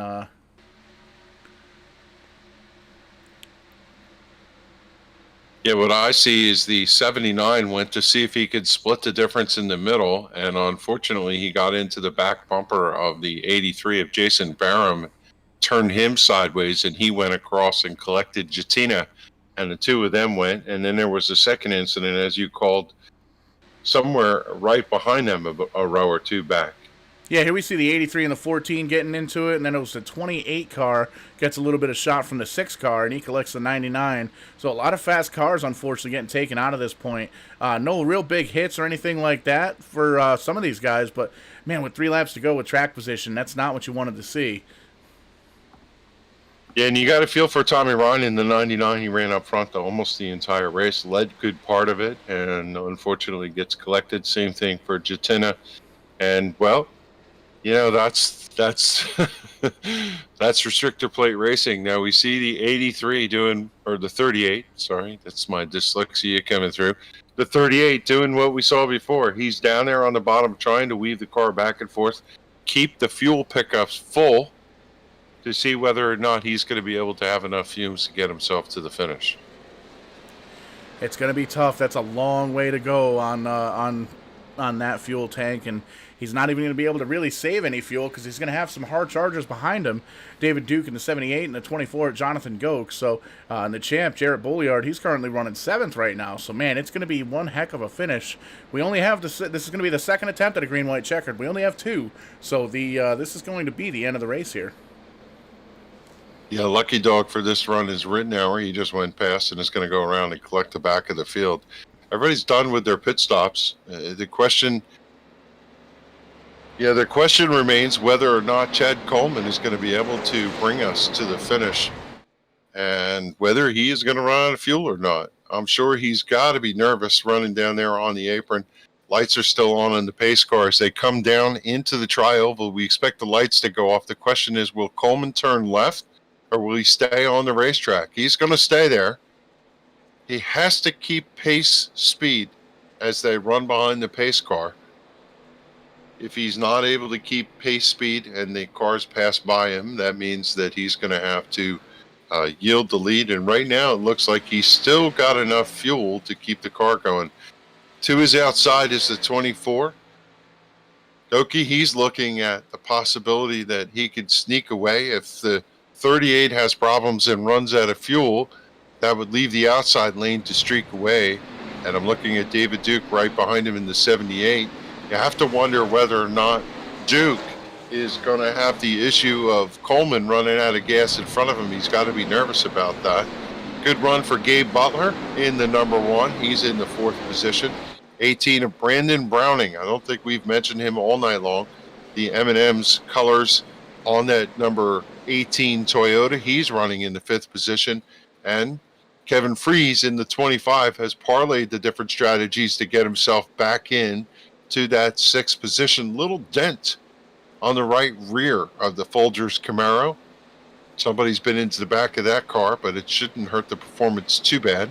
As we continue to see the story of this race, the 38, your leader, out front, still running the apron. Paul just kind of pacing himself, trying to keep the fuel in the tank. Trying to keep as much fuel in that tank as he can, and it looks like he's edging back just a little bit, but then he kind of picks it back up. I think he's toying with a lot of these drivers. Yeah, he's going to have to come back to the banking as the pace car is about to cut the field loose. Lights are out, and it will now make that turn. Headlights heading to pit road. Coleman going to come up through the gears. Will he have enough fuel to finish the race? Will somebody come from the back to sneak away with this one? Big wreck in the back. Green flag again, and they are off to turn number 1. That may very well have handed the race over to Chad Coleman, because I believe that's going to end the race. Big time calamity in the back of that pack. We're going to pull up the Vidane, or the Kick-Ass Beef Jerky instant replay, find out what went down there. I'm thinking that this is not over yet. If the 38 was that tight on fuel, can he make it back to the checker? He has to finish the race and get to the checkered line under his own power, I would imagine, Paul. But he continues to move along there on the back straightaway. Yeah, and we'll pull up the replay here, and you can see the start. It looks like there was some checking up action that happened in the middle of the pack. They kind of fan out at the start, and some drivers in the back trying to drive through drivers that weren't actually moving. So unfortunate there, they kind of block up the entire pack. A couple of drivers towards the back of the pack, they got caught up in that. So that's rough to see that. You never really want to see that, you know. But these drivers have done a fantastic job all night long. We've been green for holy moly most of the race, and we just had a couple of cautions here towards the end. Yeah, what happened with the pace car? Looked like it pulled off there. I'm not sure why it's not leading the field up. Here it comes. Yeah, I think the pace car just wasn't really sure what was going on with the caution coming right out. Well, we're going to cross the stripe here. You can see Jonathan Goke in front of Chad Coleman.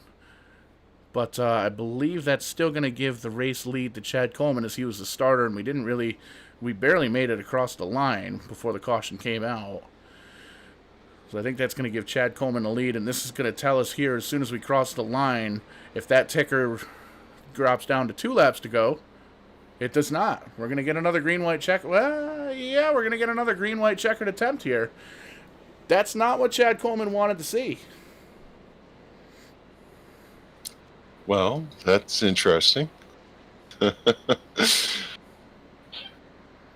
have to say to you, Paul, that, you know, in my own defense, it's been a while since I've come back to iRacing. I've recently found my way back into the broadcast booth, and I'm not exactly sure some of the game mechanics.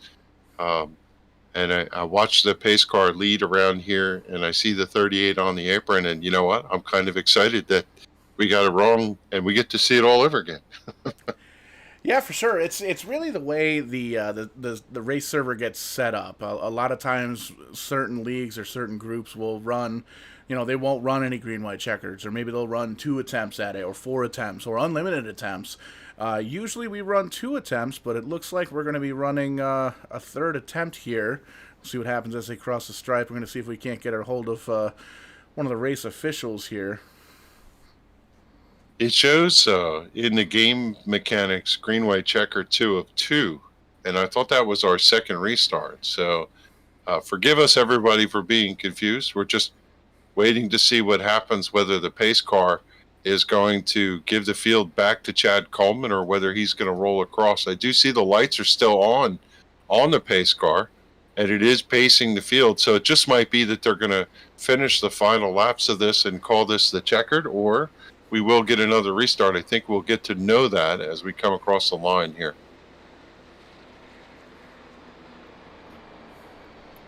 Lights go out on the pace car, and I do see drivers pitting, so I have to believe that we're going to rack them up and start it all over again, and it's going to be another restart for Chad Coleman. I'm not sure if he's like got feet through the floor panel and he's doing the Flintstones thing, trying to keep the car going. He has to be running on fumes. Yeah, for sure. We're looking right now. He's run a lot of laps under caution so far, so that's definitely good news. 30 laps ago is when he pitted, and you got to figure probably 5 or 6 of those laps have been under caution here. So is it going to be enough? I don't know. It's going to be hard to tell. He definitely is in this conservation mode right now, but once that green flag drops, that's go time. You're not going to be able to save any fuel with the 78 and the 24 right on your back bumper. Well, okay, as we roll down the backstretch with the lights out on the pace car, we get to another shot at it. So let's see where we're going to end up here. And some of those drivers who were mid-pack get the opportunity to either crash or improve their position. I guess that's the fate that they're typically looking at. Coleman and Goki, Duke, Butler, Browning, Freeze, Bolyard, Gibbu, Bernick, O'Leary the 4th. I think that is where we line up for our top 10. Cole, Yoakum, Coleman, Hunt, O'Rourke, Ryan, Brooks, Falkingham. You can give Hogue and Turnmeyer are your top 20 for the restart. As they roll in, the pace car is going to turn left, and once again, it's going to be up to Chad Coleman to kick it. Hopefully we'll get a good restart, and we do. Coleman coming up through the gears. They're side by side for first and second, heading to turn number 1. You're going to see a peak by the 78, but he's going to tuck back in behind your leader as they hit the banking one more time. The race car sucking on fumes, and he's really holding on to the lead on the inside. Jonathan Goh charging hard on the outside. There is help. They're even. Front to go. There he goes. He's out of fuel, but it looks like the front race car. The guys are wrecking all huge, big, massive pile up. One car makes it through. Holy cow, Kevin. That took out the entire field. Yeah. The 6 was sitting on top, pirouetting on another car, and Aaron Smith from the 23rd position. Is that even possible? Is leading this race as they head in. Unbelievable. That started about the 4th or 5th position. The car got turned sideways, and it literally just turned every car at an angle in that front pack and blocked the entire racetrack. I saw the 6 up on the top of one of the other cars, and the cars coming by us here on the front straightaway now, they all look like modifieds. It's unbelievable what happened over there. Nobody could describe it. Yeah, big time wreck, and we're going to back up the Kick-Ass Beef Jerky instant replay here and see if we can take a view from the spotter stand. As you can see, you made mention, Aaron Smith. Oh, we're going to watch Aaron Smith drive through that first, and then we're going to take a look at what caused that wreck. So we're going to pull up the instant replay here, and we'll give it to you. We're going to focus in that 70 yellow and black car there, and you can see he's back in the back of this pack. Smoke happens. He comes down low, and just... calamity. Look at that. Doesn't even slow down. Gets around that entire field. You can see Wes Hogue is down there. Wes Hogue is going to finish 5th here tonight. Richard Beasley's going to finish 3rd. As long as they can make it across the stripe. Holy cow. Kevin, what a great, well, not a great finish, but a great race here tonight. That was definitely some... Just a shocking surprise. And it was...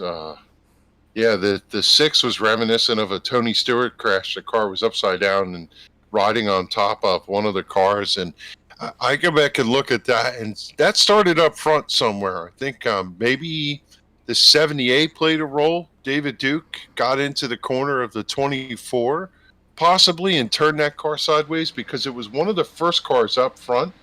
It just looked like the 78 came up to the middle and tagged that left rear corner, and yeah, you could see the car turned sideways. And everybody stacked up. And actually, the car that snuck away, it was the number 1. The number 1 car running in 3rd, Gabe Butler. He was the one that cleared to the outside and was able to get by. And he just drove off and looked in the mirror at what was the most amazing scene he must have seen in his ever sim racing career. Because he's the only car that drove through it. That is insane. And we're going to take a look. It actually looks like Wes Hogue is going to finish 4th here tonight. And, man, it's just a crazy finish here. But let's take a look at the, I'm beside myself, out of breath and excited. Yeah, how do you even describe it? It's unbelievable. Have you ever? No, I have never. Pull up the Gabe Butler, the number 1 car, running 4th, man. Did a great job from Florida. He's going to win tonight's Rent-A-Racecar 150, walk away with the points lead. Jim Brooks in the 76. He's going to finish 2nd. Mitchell Hunt, we saw him running the top 5 mid-pack. He's going to finish 3rd. Wes Hogue's going to finish 4th. Travis Termeyer finishes 5th. Aaron Smith, Richard Beasley, Joey Gattina, Charles Johnson, and Rich Jett's going to round out the top 10. Yeah, just a crazy turn of events, and you got to give the hats off to Gabe Butler. He put himself in that position to be up there, and as he slides through the grass in the Guinness Ale number 1, he's got to be happy. A surprise outcome for him, although he was in the right place. But what has to be the surprise is what happened in his rearview mirror as he was heading down the back straightaway. And how about some of the other drivers that found their way through? Talk about it. Most of them, I bet, will admit to us that they just closed their eyes and found a hole. Hey, boys. Absolutely, and we're going to try and catch up with. Well, we don't have to try. Wes has a key to the production trailer. Roddy Wesley Hogue, brother, you finished 4th. Well, I missed the start because I'm trying to get my stuff ready because I haven't raced in a year, so I'm trying to get everything figured out. And we just went over 50 laps without a caution. How about that?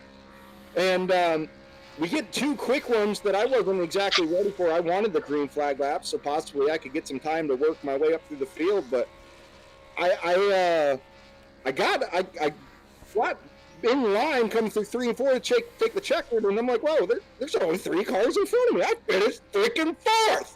How about that? I think he's a little excited about that, Paul. What do you think? Yeah, a little bit. Just as excited as we are, man. It's great to be back. Vidane Racing, SIM500 working together. Man, Wes, you said it yourself, 50 laps, green flag. You missed the start. I was trying to figure out what was going on with the timing and scoring because we usually see you at least mid-pack trying to hold on. But, man, there's some great racing all the way through, man. What did it look like through the windshield of the number 20 machine tonight? It looked like I was on Mars while everybody was out on planet Earth while I rode around in 37th position all damn race because I missed the start. So I honestly didn't see much, Paul, until that caution came out. And I noticed there was a lot of strategy, though. You have 2 green flag pit stops, a lot of fuel strategy, hearing the drivers talk about that, and then the 3 cautions coming out, you know, the initial one and the 2 green, white checkers. A 4th, I told the boys that was in the Discord with me, you know, a top 10 is a win. I did not expect a top 5. I'm going to mark that up as a win.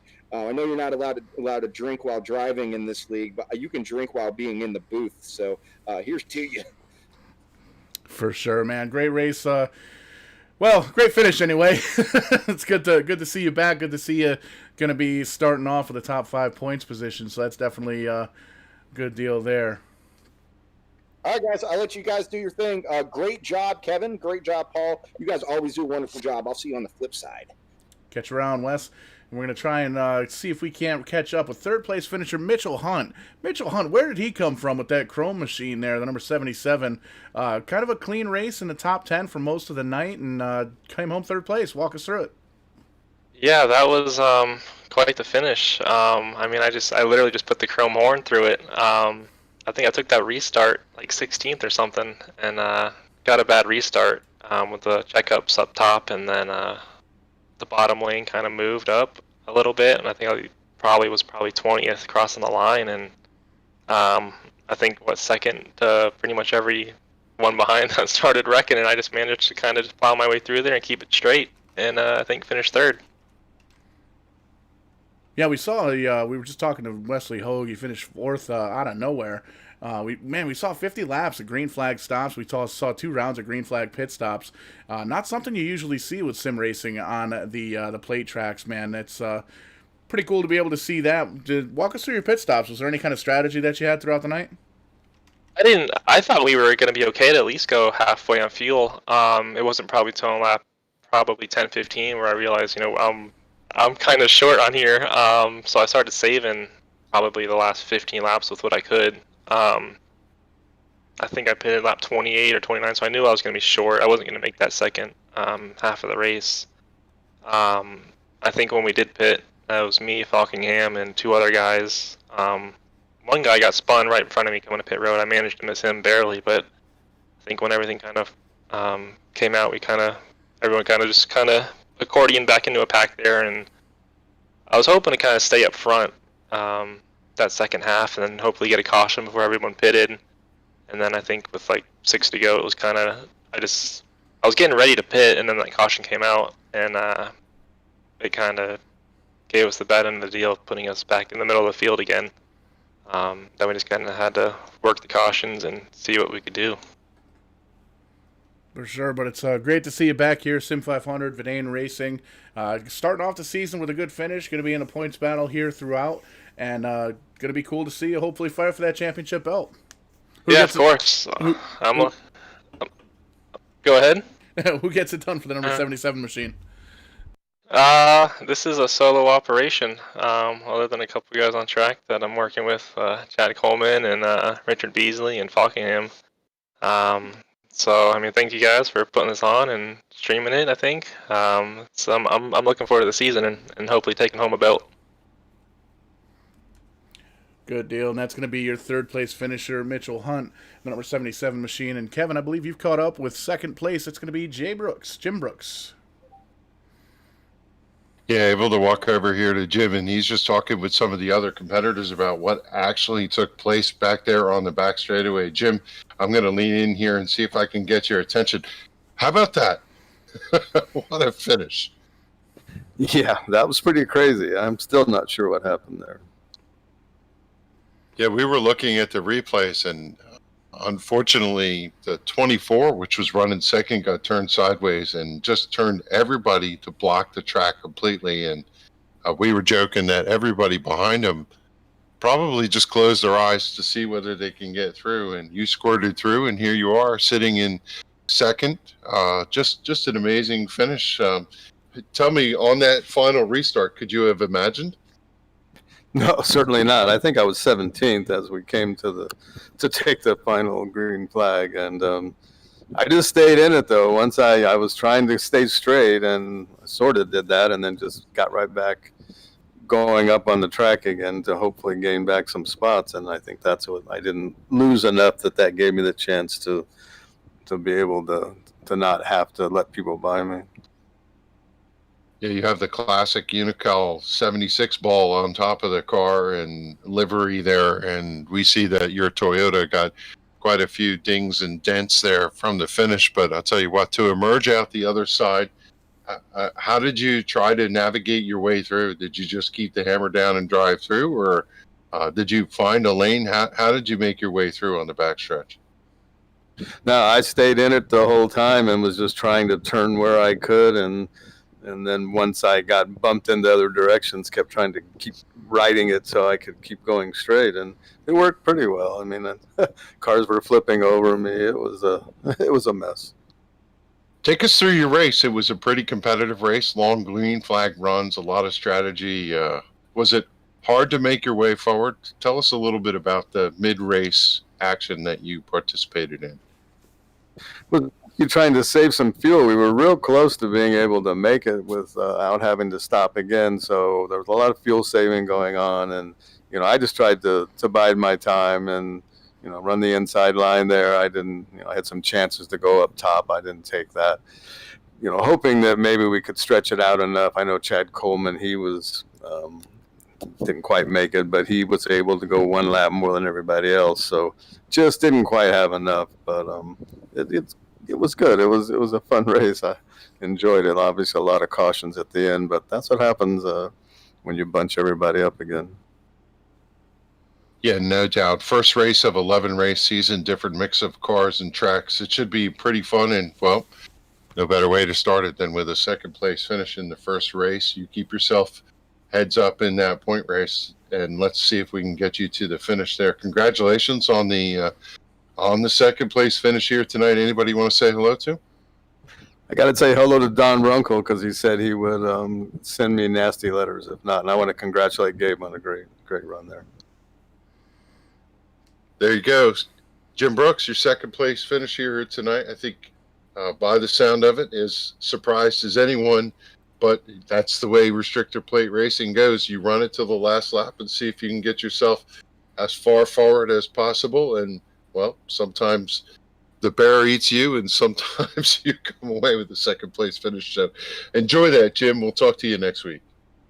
Thanks a lot. Thanks for your coverage. We're going to run over here to the leader. Man, where the heck did he come from? Well, he was running fourth at the time that caution came out. Gabe Butler in that number one machine. Man, talk us through that finish. Well, basically, I saw the wreck happen. I closed my eyes and put the foot to the floor, and off I went. That's pretty much how we called it up here in the booth. Great heads up driving there. Just kind of driving by the seat of your pants.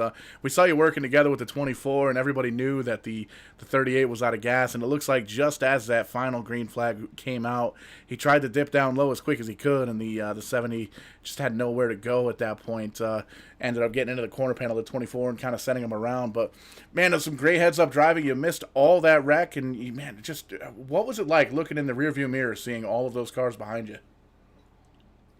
I mean, I've been in that position before in like P4 on a restart and a wreck happens, and generally speaking, I'm the first one to get caught on it. But as I went through it and I seen all the cars wrecking, I thought, oh God, that's one of the biggest wrecks I've seen at Daytona in a long time, and I didn't get hit. So I couldn't believe it. Pure luck. I'd rather be lucky than good. Absolutely. We're just taking a look at the slow-mo restart here on the broadcast, and man, you got to be one of the cooler, calmer, collected guys here at this point for the rest of the season, because you're going to be going in. Essentially, all you have to do is hold on to the top 30 in points, and you're already in the chase. Because here with the new SIM500 Vidane Racing chase system, you win, you're in. I'd like to hear that. I'd just like to have good runs the rest of the season here and try my best to keep it clean and have good finishes if I can. And I got good teammates around me, so that's always a big help, especially at these super speedways. Absolutely, and that brings us right into the next question. Who gets it done for the number one machine at Gabe Butler? Well, of course, like I said, my teammates, we got Duke Conrad, Travis Turnmeyer, Charles Johnson, Eric Laurie, Kevin Fries, Raymond Rittenauer. So, I mean, that's a pretty substantial team there, and some real good names when it comes to super speedway racing. Excellent. Great job here tonight. Some good heads-up driving gets you with the victory here, the Rent-A-Racecar 150. Awesome to see some pretty good green flag racing for the start of that race. A little bit of calamity towards the end of it, but congratulations on the win, Gabe. All right, guys. I appreciate it. Thanks a lot. Kevin, that was some pretty intense racing all night long. We're taking a one more look at the restart here, that final restart. Holy cow, final thoughts.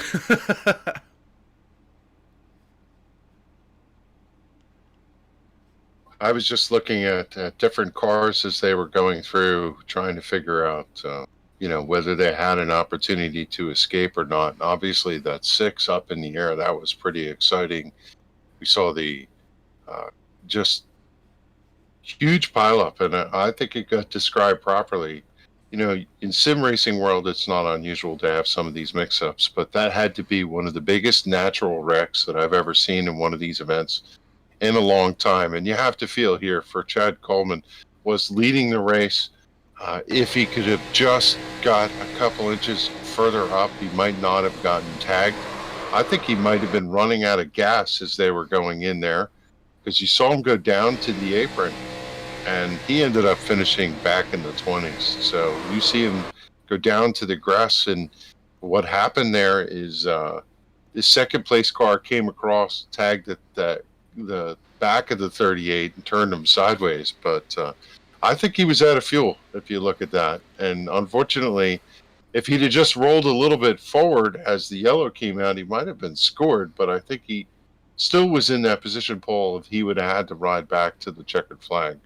Yeah, just taking a look at the onboard, you could definitely tell he ran out of fuel, and it starts to sputter as he's coming up out of turn number 2 at that line.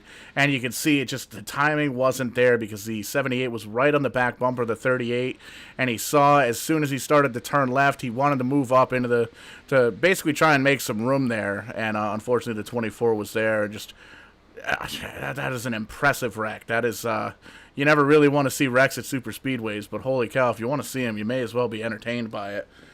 Yeah. But well, and we talked about the 78 was running there and had to be nervous as to whether the 38 was going to run out of fuel, and it couldn't have gone any worse for them, right?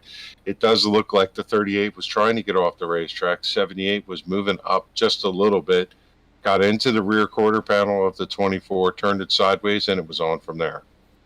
Absolutely. But well, Kevin, it's 12:30 in the morning. I think we're gonna wrap things up here. We're gonna coil up all these coil cables and all that stuff. Man, great race here tonight. We ran 50 laps under green. We saw some fantastic green flag pit stops here at Daytona for the Rent-A-Racecar 150.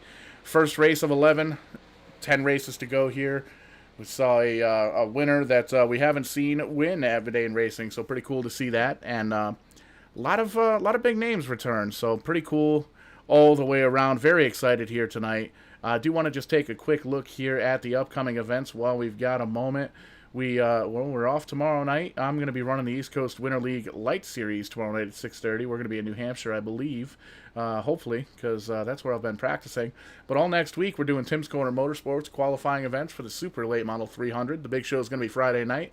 Qualifying events Monday, Tuesday, Wednesday, Thursday live here on Vidane TV. And the next Saturday, we're doing a doubleheader. The Neps guys are running the Casa Grande Builders 75. They're racing the race on Thursday night, and we're going to do the broadcast Saturday night before the SIM500 Vidane SuperSpeedway Series race at 10:30 Eastern next Saturday night. That's going to be trucks at Talladega. Like we made mention earlier, we're going to be rotating through the different vehicles that iRacing offers in the service. November 23rd, back with the Neps guys for the Bear Memorial Race. And then December 2nd starts off the Tim's Corner Motorsports Weekly Series. Going to be at Oxford Plains each and every week for that series. And then back with SIM500 for the Kick-Ass Beef Jerky Classic Cup Series, the Atlanta 150 on December 3rd. And then a couple of Saturdays out, the Vidane, SIM500 Vidane Super Speedway returns on the 5th for 10:30 start time there. Well, that's going to wrap it up here, Kevin, for tonight, for the Rent-A-Racecar group, for Sim Racing. Enjoyed it. Sim500. Great race here tonight. And for Vidane Racing, pack everything up. We're going to take a couple of nights off, but we'll see you Monday night. Back here on Vidane TV, we go live for the Tim's Corner qualifying Super Late Model 300 events all next week. So we will catch you guys on the flip side, and when we do, we're going to be doing it live. Have yourselves a fantastic evening.